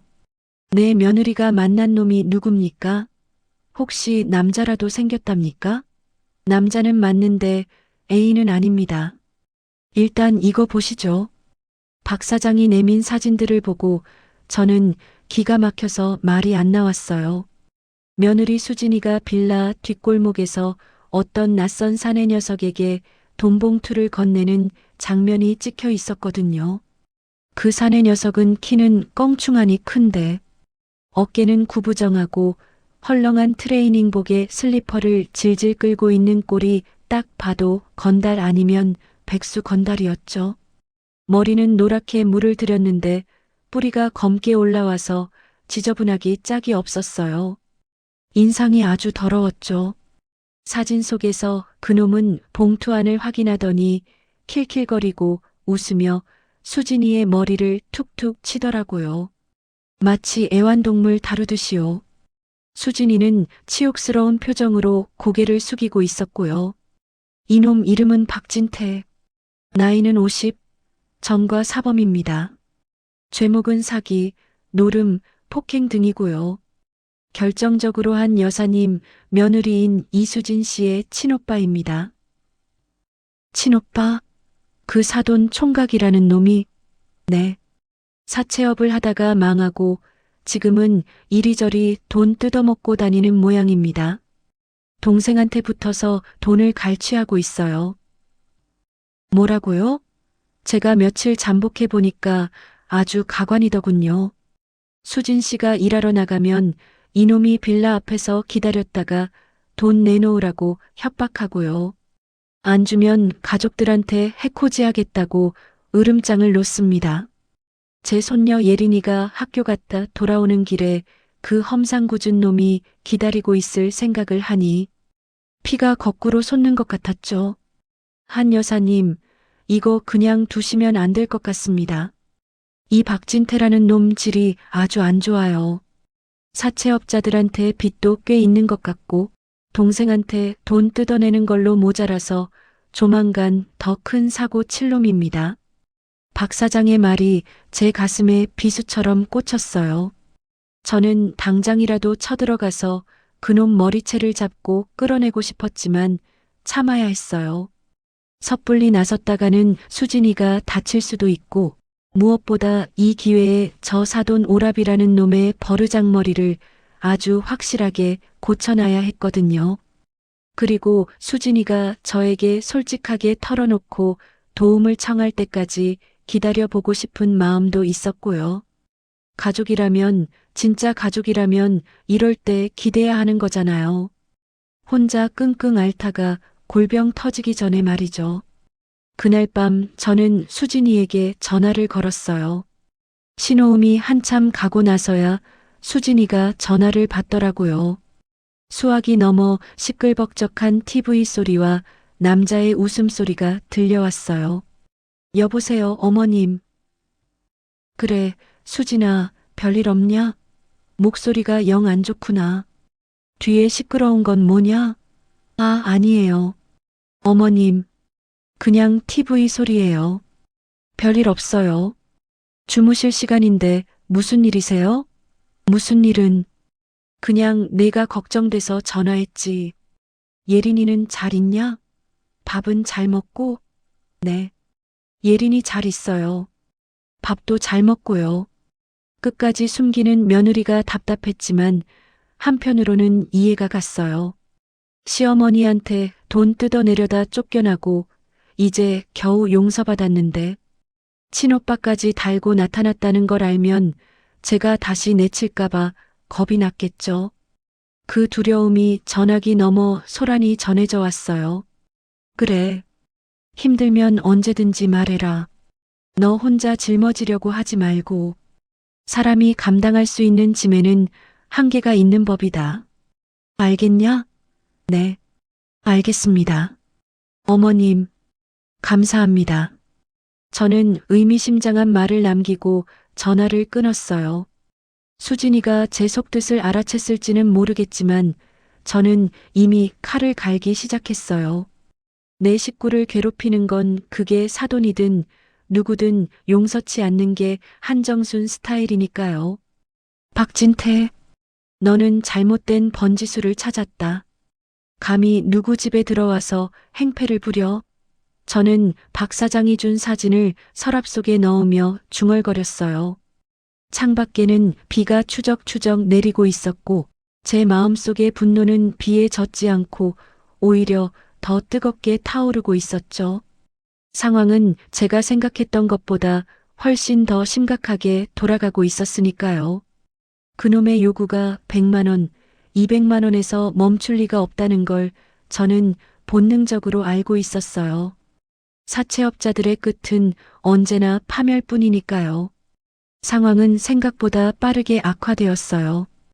박진태 그놈의 요구가 점점 더 대담해지고 있었거든요. 박 사장이 보내주는 보고를 받을 때마다 혈압약이 없으면 버틸 수가 없을 지경이었어요. 처음에는 용돈 몇십만 원, 그 다음엔 200만 원으로 시작했던 게 이제는 사채빚을 갚아야 한다며 1000단위의 돈을 요구하기 시작했대요.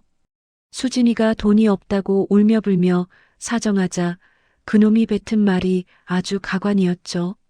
수진이네 집 방음이 안 돼서 옆집 사람이 다 들었다는 그 고성을 박 사장이 녹음기까지 동원해서 따왔더라고요. 저는 이어폰을 꽂고 그 녹음 파일을 들었어요. 듣는 내내 주먹이 부들부들 떨렸죠. 수진아, 돈 없다는 말이 나와? 시어머니가 땅 부자라며? 가서 좀 뜯어와봐. 너 예전에 그 노인네 돈 잘 뜯어냈잖아. 그놈의 효부 노름은 왜 이제 와서 하냐? 오빠, 제발 그만해. 나 이제 어머님한테 겨우 사람 대접받고 살아. 다시는 옛날처럼 안 살 거야. 정신 좀 차려. 오빠 나가. 우리 집 앞에 얼씬도 하지 마. 아이고, 웃기고 있네. 수진아, 내 성격 알지? 돈 안 구해오면 내가 직접 시어머니 찾아가서 다 풀어버린다. 그리고 우리 귀여운 조카 예린이 학교 가는 길 위험하지 않으려나 몰라. 요즘 세상이 흉해서 말이야. 손녀 예린이를 들먹이며 협박하는 대목에서는 저도 모르게 쥐고 있던 찻잔을 집어 던질 뻔했어요. 찻잔이 벽에 부딪혀 산산조각이 났지만 제 마음이 깨지는 소리에 비하면 아무것도 아니었죠. 인간이기를 포기한 짐승만도 못한 놈이었어요. 핏줄이라는 게 뭔지 누나 등골을 빼먹다 못해 조카까지 위협하다니요. 수진이는 오빠가 딸을 해칠까봐 공포에 질려 아무 말도 못하고 흐느끼기만 했어요. 오빠 그러지 마. 예린이는 건드리지 마. 내가 어떻게든 구해볼게. 제발. 그날 이후로 수진이는 매일매일 지옥 속을 걷는 기분이었을 거예요. 밖에 나가면 그 악마 같은 오빠가 기다리고 있고 안에서는 돈 구해오라는 독촉 문자에 시달려야 했으니까요. 아들 승호놈도 한심하기는 마찬가지였어요. 처남이 무서워서 퇴근도 늦게 하고 집에 와서도 방에 처박혀 나오지를 않는다고 하더라고요. 장이라는 놈이 제 처자식 하나 보호 못하고 숨어 지내는 꼴이라니. 제가 자식 교육을 잘못 시켜도 한참 잘못 시켰다는 자괴감이 들었지만 지금은 자책하고 있을 때가 아니었어요. 그러던 어느 날 비가 억수같이 쏟아지는 저녁이었어요. 수진이가 불쑥 저를 찾아왔어요. 주말도 아닌 평일 저녁에요. 우산도 없이 비를 쫄딱 맞은 채로 현관문 앞에 서 있었죠. 얼굴이 반쪽이 되어서는 현관에 들어서자마자 털썩 주저앉더라고요. 물에 젖은 생쥐꼴이 따로 없었어요. 어머님, 저 좀 살려주세요. 정말 염치 없지만 저 좀 도와주세요. 수진이는 덜덜 떨면서 제 바지단을 잡고 애원했어요. 그 손이 얼음장처럼 차가웠어요. 저는 올 것이 왔구나 싶어 수진이를 일으켜 소파에 앉히고 수건을 가져와 머리를 닦아줬어요. 그리고 따뜻한 유자차 한 잔을 타서 손에 쥐어줬죠. 마셔라. 일단 몸부터 녹이고 이야기하자. 꼬라지가 이게 뭐냐? 수진이는 찻잔을 들고도 손을 심하게 떨어서 차가 찰랑거렸어요. 한 모금 마시고 나니 조금 진정이 되는지 눈물을 뚝뚝 흘리며 저를 쳐다보더라고요. 말해라. 무슨 일이냐? 그 오빠란 놈 때문이냐? 제 입에서 오빠란 놈이라는 말이 나오자 수진이는 소스라치게 놀라며 찻잔을 놓칠 뻔했어요. 눈이 휘둥그레져서 저를 쳐다봤죠. 어머님이 어떻게 아세요? 오빠 아세요? 내가 눈이 없냐? 귀가 없냐? 너의 낯빛이 썩어가는데 모를 줄 알았냐? 그리고 지난번에 돈 가져간 거, 그놈한테 들어간 거 다 안다. 내가 사람 시켜서 알아봤다. 다 알고 있었으니 솔직하게 말해라. 그놈이 돈 달라고 협박하더냐? 수진이는 그제야 참았던 울음을 터뜨리며 모든 걸 털어놓았어요. 본물 터지듯 쏟아져 나오는 이야기는 제가 짐작했던 것보다 더 참혹했어요.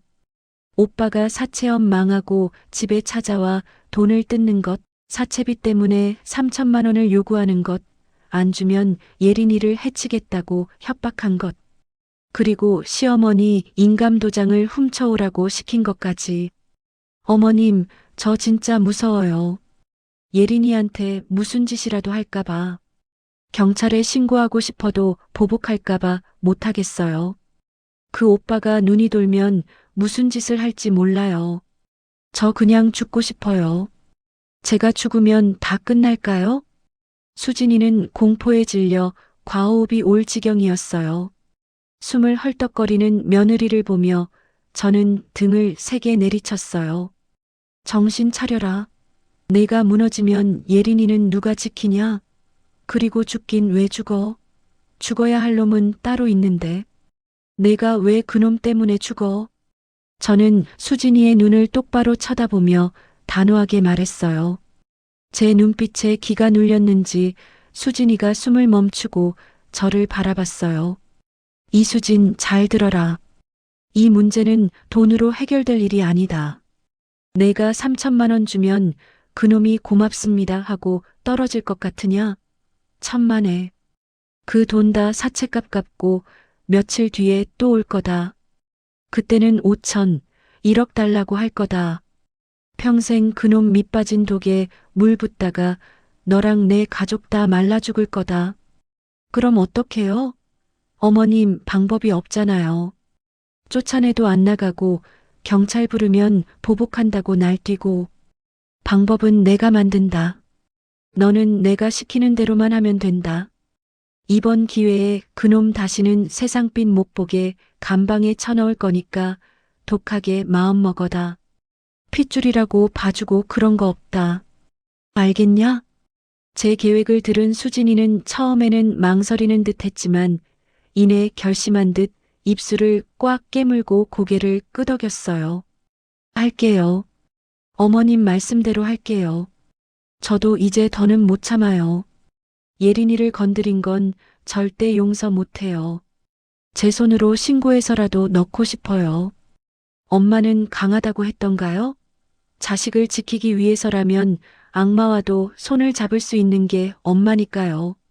수진이의 눈빛에서 다시금 생기가 도는 걸 확인하고 저는 자리에서 일어났어요. 그래, 잘 생각했다.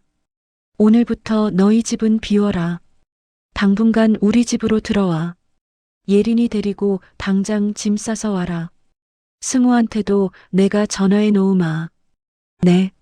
하지만 오빠가 알면 집에 아무도 없으면 난리 칠 텐데요. 그놈은 내가 상대한다.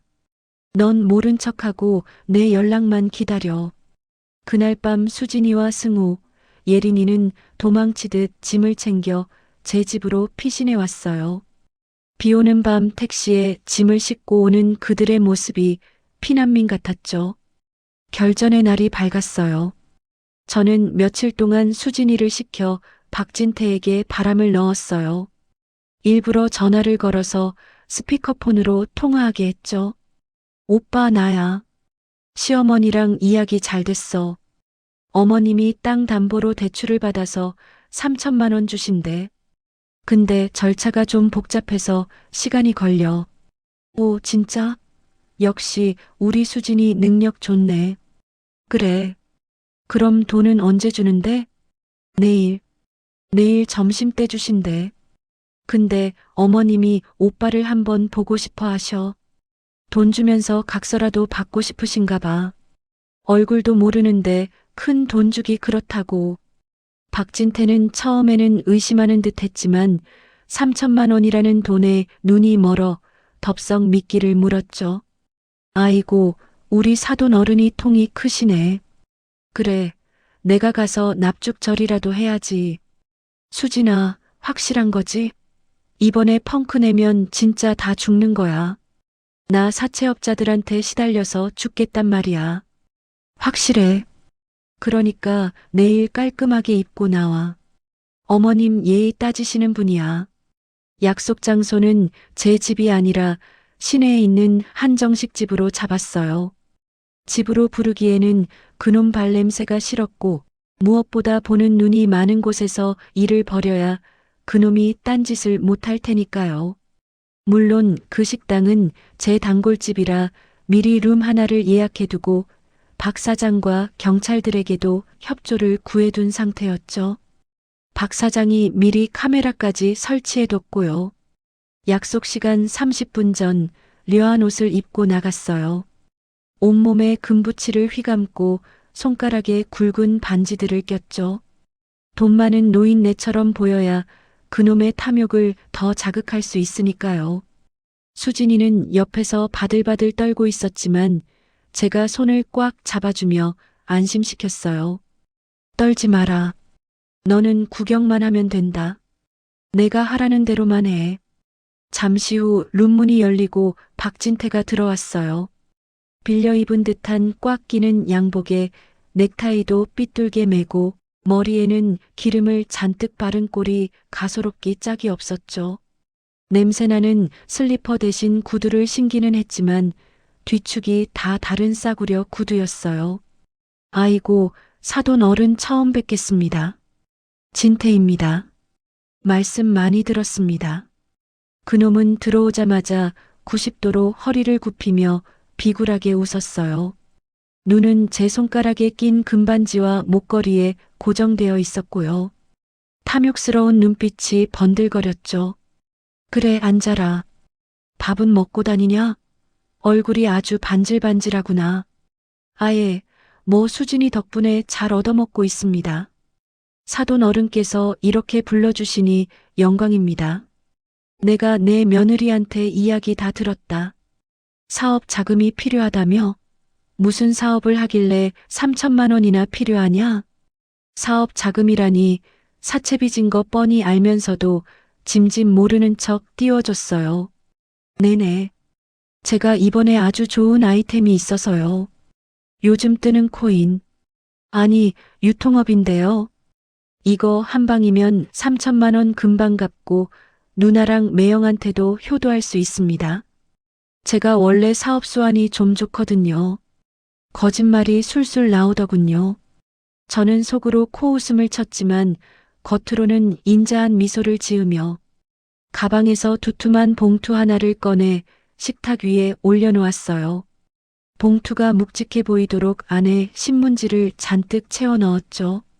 여기 3천만 원이다. 현금으로 찾아왔다. 세금 문제 때문에 계좌로 못 보내고 현금으로 가져왔으니 잘 챙겨라. 봉투를 보자마자 박진태의 눈이 뒤집히는 게 보였어요. 침을 꼴깍 삼키는 소리가 들릴 정도였죠. 손이 저절로 봉투 쪽으로 뻗어 나오더라고요. 아이고, 감사합니다. 정말 감사합니다. 어머님, 제가 이 은혜 평생 잊지 않겠습니다. 역시 통이 크십니다. 그놈이 봉투를 집어들려는 순간 제가 손으로 봉투를 탁 하고 눌렀어요. 제 손등 위로 핏줄이 섰죠. 잠깐. 세상에 공짜는 없는 법이지. 각서 하나 쓰고 가져가라. 돈거래는 확실해야지. 각서요? 아, 물론이죠. 10장이라도 쓰겠습니다. 뭐든지 말씀만 하십시오. 저는 미리 준비한 각서와 인주를 내밀었어요. 각서 내용은 간단했어요. 본인은 한정순에게 3천만 원을 빌리며 이를 어길 시 민형사상 모든 책임을 진다. 또한 이후 이수진 가족에게 접근하거나 협박할 시 즉시 구속됨에 동의한다.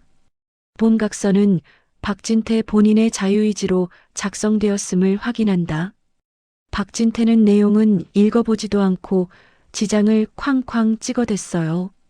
빨리 돈을 챙겨서 도망가고 싶은 마음뿐이었겠죠. 자, 다 찍었습니다. 이제 돈 주시죠. 지장을 다 찍고 나서 그놈이 드디어 봉투를 챙겼어요. 그리고는 급하게 봉투를 열어봤죠. 그런데 봉투 안에는 현금 3천만 원 대신 잘게 자른 신문지, 뭉치와 맨 위에 올려진 5만 원권 한 장이 들어 있었죠. 이게 뭐야? 돈이 어디 갔어? 박진태가 당황해서 신문지 뭉치를 꺼내 식탁 위에 쏟아부었어요. 수북한 신문지 조각들을 보며 그놈의 얼굴이 불그락푸르락해졌죠. 이게 뭐야? 돈 어딨어? 3천만 원 어디냐고. 박진태가 소리를 지르며 저를 쳐다봤어요. 그때 제가 차가운 목소리로 말했죠. 제 목소리가 식당 룸 안에 쩌렁쩌렁 울렸어요. 돈? 너 같은 놈한테 줄 돈은 그 5만 원도 아깝다. 그건 택시비나 해서 집에 가라고 주는 거다. 아니, 감옥 가는 차비라고 해두자. 이 할망구가 노망이 났나? 지금 나랑 장난해? 나 가지고 노른 거야? 내 돈 내놔. 안 그러면 여기 다 엎어버릴 거야. 수진이, 너도 안패야? 너 죽고 싶어? 본색을 드러낸 박진태가 식탁을 엎을 기세로 달려들었어요. 의자가 넘어지고 그릇이 떨어져 깨졌죠. 수진이가 비명을 지르며 제 뒤로 숨었어요. 그놈이 제 멱살을 잡으려는 찰나 룸의 미닫이 문이 활짝 열리며 건장한 남자들이 들이닥쳤어요. 대기하고 있던 사복 경찰들이었죠. 박진태 씨, 당신을 협박 및 공갈 미수, 주거침입, 그리고 상습 사기 혐의로 체포합니다. 당신은 변호사를 선임할 권리가 있고. 경찰들이 순식간에 박진태의 팔을 꺾어 제압했어요. 바닥에 얼굴이 처박힌 박진태가 발버둥쳤죠. 아, 이거 나. 내가 뭘 했다고 그래. 우리 누나가 준다고 해서 온 거라고. 이건 함정이야. 함정 수사라고. 경찰이 수갑을 채우며 말했어요. 함정은 무슨, 당신이 협박한 녹취록이랑 문자 증거 다 확보했습니다. 각서에 지장도 찍으셨네요. 접근 금지역이면 구속된다고 본인이 동의하셨네. 박진태는 발버둥치며 수진이를 노려봤어요. 눈에서 살기가 뿜어져 나왔죠. 이수진. 내가 나한테 이러면 안 되지. 나 내 오빠야. 핏줄이라고. 너 내가 나가면 가만 안 둬. 가만 안 둔다고. 악을 쓰는 오빠를 보며 수진이는 눈물을 흘렸지만 더 이상 피하지 않고 똑바로 쳐다보며 말했어요. 목소리는 떨렸지만 또렷했죠. 오빠 그만해. 이게 오빠를 위한 길이야. 오빠 이대로 두면 평생 감옥 들락거리고 폐인돼. 가서 죗값 치르고 사람 돼서 나와. 그때까지는 나 찾지 마. 나도 이제 내 가족 지킬 거야. 더 이상 오빠한테 휘둘리지 않을 거야. 경찰들에게 질질 끌려나가는 박진태의 뒷모습을 보며 저는 긴 한숨을 내쉬었어요.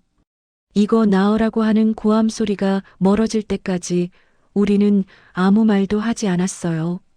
식당 안이 소란스러워졌고 주인과 종업원들이 놀라서 달려왔어요. 어머님 죄송해요. 저 때문에 이런 꼴까지 보시고 식당에도 민폐 끼치고. 수진이가 고개를 숙이며 울먹였어요. 저는 수진이의 손을 잡고 식당을 나왔어요. 울지 마라. 다 끝났다. 이제 밥이나 먹으러 가자. 속이 다 시원하다. 알터니가 빠진 것 같구나. 우리는 근처 국밥집으로 가서 뜨끈한 국밥 한 그릇씩을 시켰어요. 전쟁 같은 하루를 보내고 먹는 국밥 맛은 그야말로 꿀맛이었죠. 수진이도 처음에는 잘 못 먹더니 제가 깍두기를 얹어주자 한 그릇을 뚝딱 비우더라고요. 많이 먹어라. 먹고 힘내야지. 이제 승우랑 예린이랑 다시 잘 살아봐야지. 네. 어머님, 정말 감사합니다. 제가 평생 은혜 갚으며 살게요. 시간은 흐르는 물과 같다고 하더니 정말 그 말이 맞더라고요. 그 모진 풍파가 지나가고 어느덧 계절이 2번이나 바뀌었어요. 뜨거웠던 여름이 지나고 낙엽지는 가을을 넘어 다시 입김이 나오는 겨울이 찾아왔죠. 달력을 보니 추석이 며칠 남지 않았더라고요. 작년 이맘때를 생각하면 지금도 등골이 서늘해요. 송편은커녕 500만 원 내놓으라고 악을 쓰던 며느리, 그리고 소송을 준비하며 밤새 이를 갈던 제 모습이 떠올랐어요. 하지만 1년이라는 시간은 참 많은 것을 바꿔놓았어요.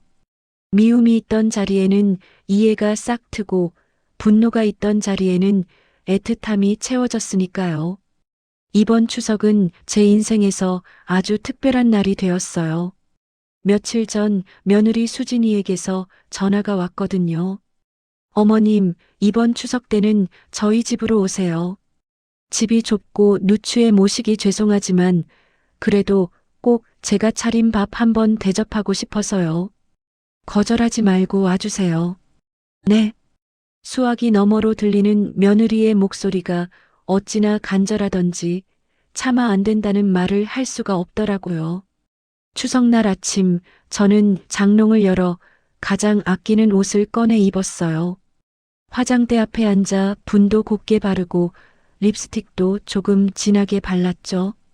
거울 속에 비친 제 얼굴이 왠지 모르게 설레 보였어요.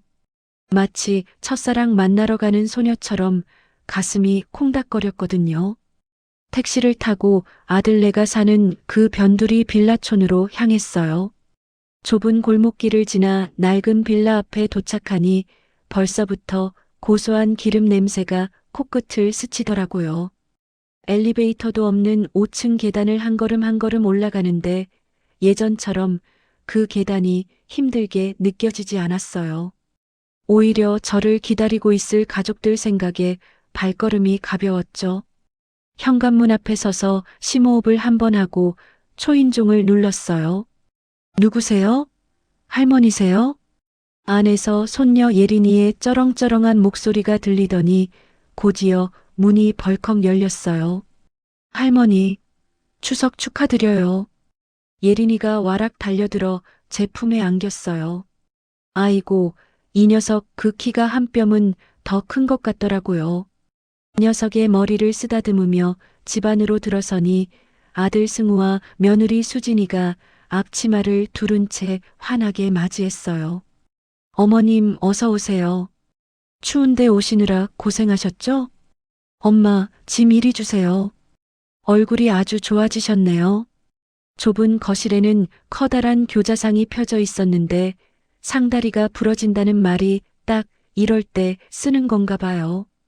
김이 모락모락 나는 하얀 쌀밥에 소고기를 듬뿍 넣은 갈비탕, 색깔 고명을 얹은 잡채, 윤기가 자르르 흐르는 갈비찜에다 제가 제일 좋아하는 호박전까지. 그야말로 진수성찬이었어요. 예전에는 무슨 날이다 하면 뻔한 출장 뷔페나 배달 음식으로 때우던 아이들이었는데 이번엔 달랐어요. 음식 하나하나에 정성이 가득 들어간 게 눈으로도 보였거든요. 어머님, 여기 앉으세요. 제가 간을 본다고 봤는데 입에 맞으실지 모르겠어요. 잡채는 어머님이 가르쳐 주신 대로 시금치 물기 꼭 짜서 무쳤고요. 갈비찜은 핏물 빼느라 어젯밤부터 재워둔 거예요. 며느리가 밥그릇 뚜껑을 열어주며 조잘조잘 설명을 늘어놓는데 그 모습이 참 예쁘더라고요. 저는 숟갈을 들어 제일 먼저 갈비탕 국물을 한 모금 떠먹었어요. 따뜻하고 진한 국물이 식도를 타고 넘어가는데 갑자기 목이 메어서 잘 넘어가지가 않더라고요. 너무 맛있어서요. 그리고 지난 1년의 시간들이 주마등처럼 스쳐 지나갔어요. 작년엔 이 국물 한 모금이 없어서 그렇게 서러웠는데 오늘은 이 국물 때문에 가슴이 벅차 올랐어요. 맛있다. 아주 맛있다. 내 평생 먹어본 갈비탕 중에 제일이다. 간도 딱 맞고 고기도 아주 부드럽구나. 제 칭찬 한마디에 며느리의 눈시울이 붉어졌어요. 긴장했던 어깨가 그제야 풀리는지 안도의 한숨을 내쉬더라고요. 다행이에요. 어머님 입맛 까다로우셔서 걱정 많이 했거든요. 많이 드세요, 어머님. 아들 녀석도 쑥스러운 듯 머리를 극적이며 거들었어요. 엄마, 수진이가 엄마 오신다고 새벽부터 일어나서 준비했어요. 저는 옆에서 마늘만 깎고요. 진짜 수진이가 고생 많이 했어요. 그래, 안다. 너희 둘 다 고생했다. 밥 먹자. 식겠다. 우리는 좁은 방에 옹기종기 모여 앉아 밥을 먹었어요. 아들이 갈비찜을 찢어 제 밥숟갈 위에 올려주고 며느리는 제가 좋아하는 전을 계속 집어주느라 바빴죠. 웃음소리가 끊이지 않는 식사 시간이었어요.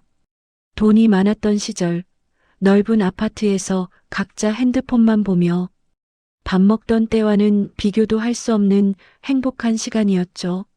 식사가 끝나고 과일을 먹는데 아들과 며느리가 눈짓을 주고받더니 안방에서 선물 상자 하나를 들고 나왔어요.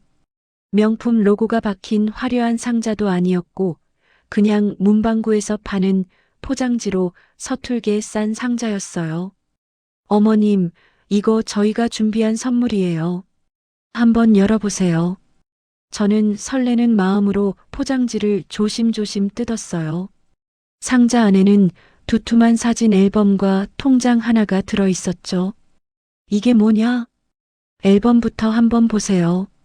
앨범을 펼치니 지난 1년 동안 우리가 함께했던 순간들이 사진으로 남겨져 있었어요. 승우가 대리운전하다가 쉬는 시간에 라면 먹는 모습. 수진이가 식당 주방에서 유니폼 입고 설거지하는 모습. 예린이 수능 끝나고 제 집에 와서 함께 케이크 자르던 모습. 그리고 우리가 시장 국밥집에서 머리를 맞대고 국밥 먹던 모습까지. 사진 한 장 한 장마다 땀과 눈물, 가리고 웃음이 배어 있었죠. 저도 모르게 사진을 어루만지며 미소를 지었어요. 그리고 이 통장은 아들이 말을 잇지 못하고 울먹거렸어요. 목이 메어서 말이 안 나오는 모양이었죠. 며느리가 손수건으로 눈가를 훔치며 대신 입을 열었어요. 저희가 그동안 빚 갚으면서 틈틈이 모은 돈이에요. 많지는 않아요. 500만 원 조금 넘어요. 이거 어머님께 다시 드리고 싶어서요. 뭐라고? 500만 원? 네. 어머님이 저희 때문에 쓰신 돈, 그리고 마음 고생하신 거에 비하면 턱없이 부족하지만요.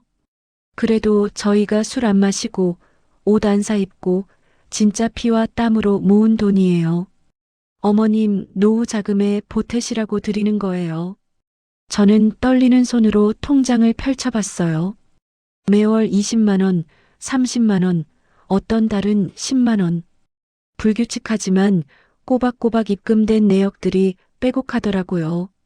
그 숫자들 사이사이에 이 아이들이 겪었을 인내와 절제가 고스란히 느껴졌어요. 커피 한 잔 안 사 먹고 버스비 아끼려고 걸어다니며 모은 돈이라는 걸 제가 왜 모르겠어요? 가슴이 뜨거워지다 못해 아려왔어요. 저는 통장을 덮고 다시 그들 쪽으로 밀어줬어요. 이 돈은 내가 받을 수 없다. 너희가 도로 가져가라. 순간 아들과 며느리의 표정이 굳어졌어요. 네, 어머님. 왜요? 아직 저희가 미우세요? 저희 마음이 부족한가요? 아들이 당황해서 물었죠. 저는 고개를 저으며 아들과 며느리의 손을 꼭 잡았어요. 그들의 손이 참 거칠어졌더라고요. 아니다. 미워서가 아니라 이건 너희의 미래이기 때문이다. 이 돈이 어떤 돈인지 내가 아는데 어떻게 쓰냐?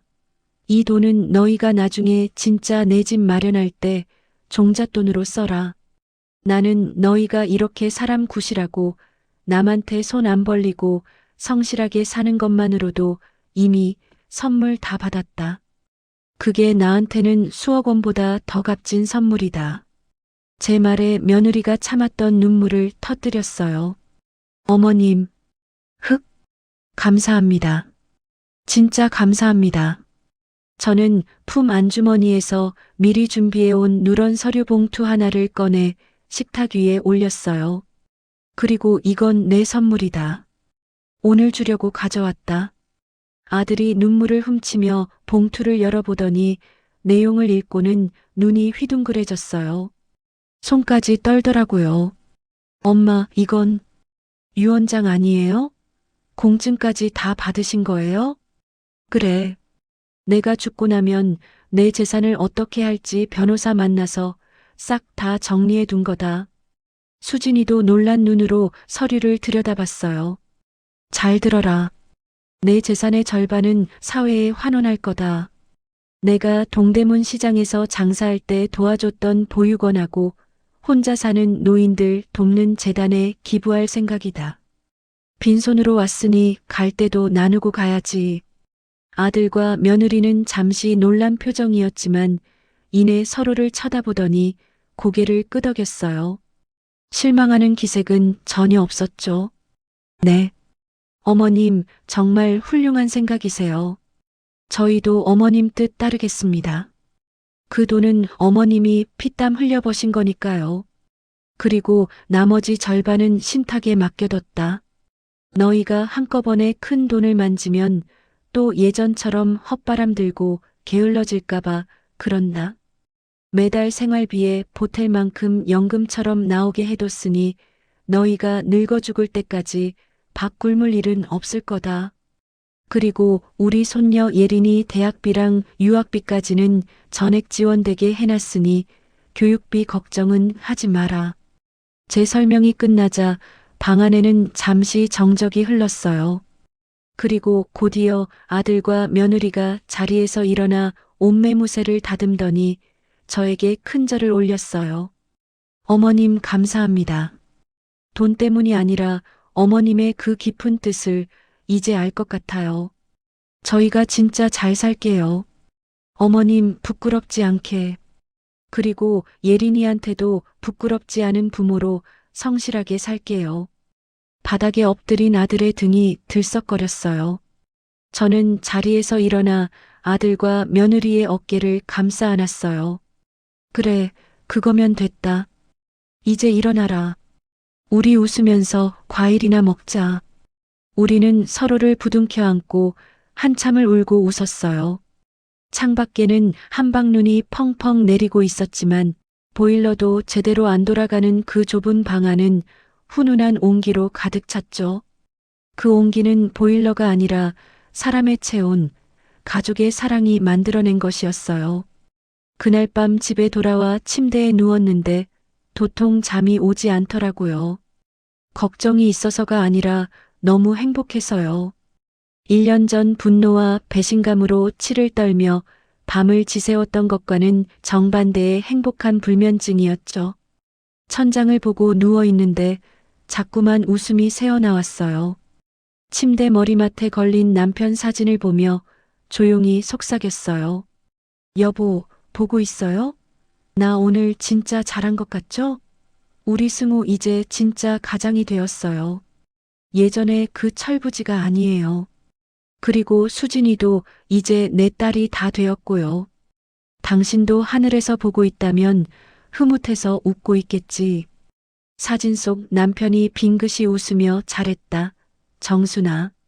고생했다 하고 고개를 끄덕이는 것만 같았어요.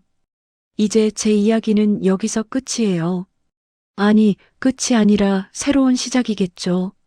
아들 내외는 여전히 좁은 빌라에 살고 매일 아침 10,000원 버스를 타고 출근해요. 하지만 그들의 얼굴에는 더 이상 불만이나 짜증이 없어요. 웃음소리는 그 어느 때보다 크고 서로를 바라보는 눈빛은 따뜻하죠.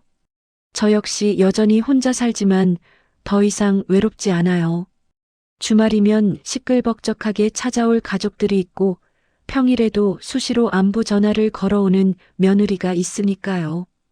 인생이라는 게 참 그래요.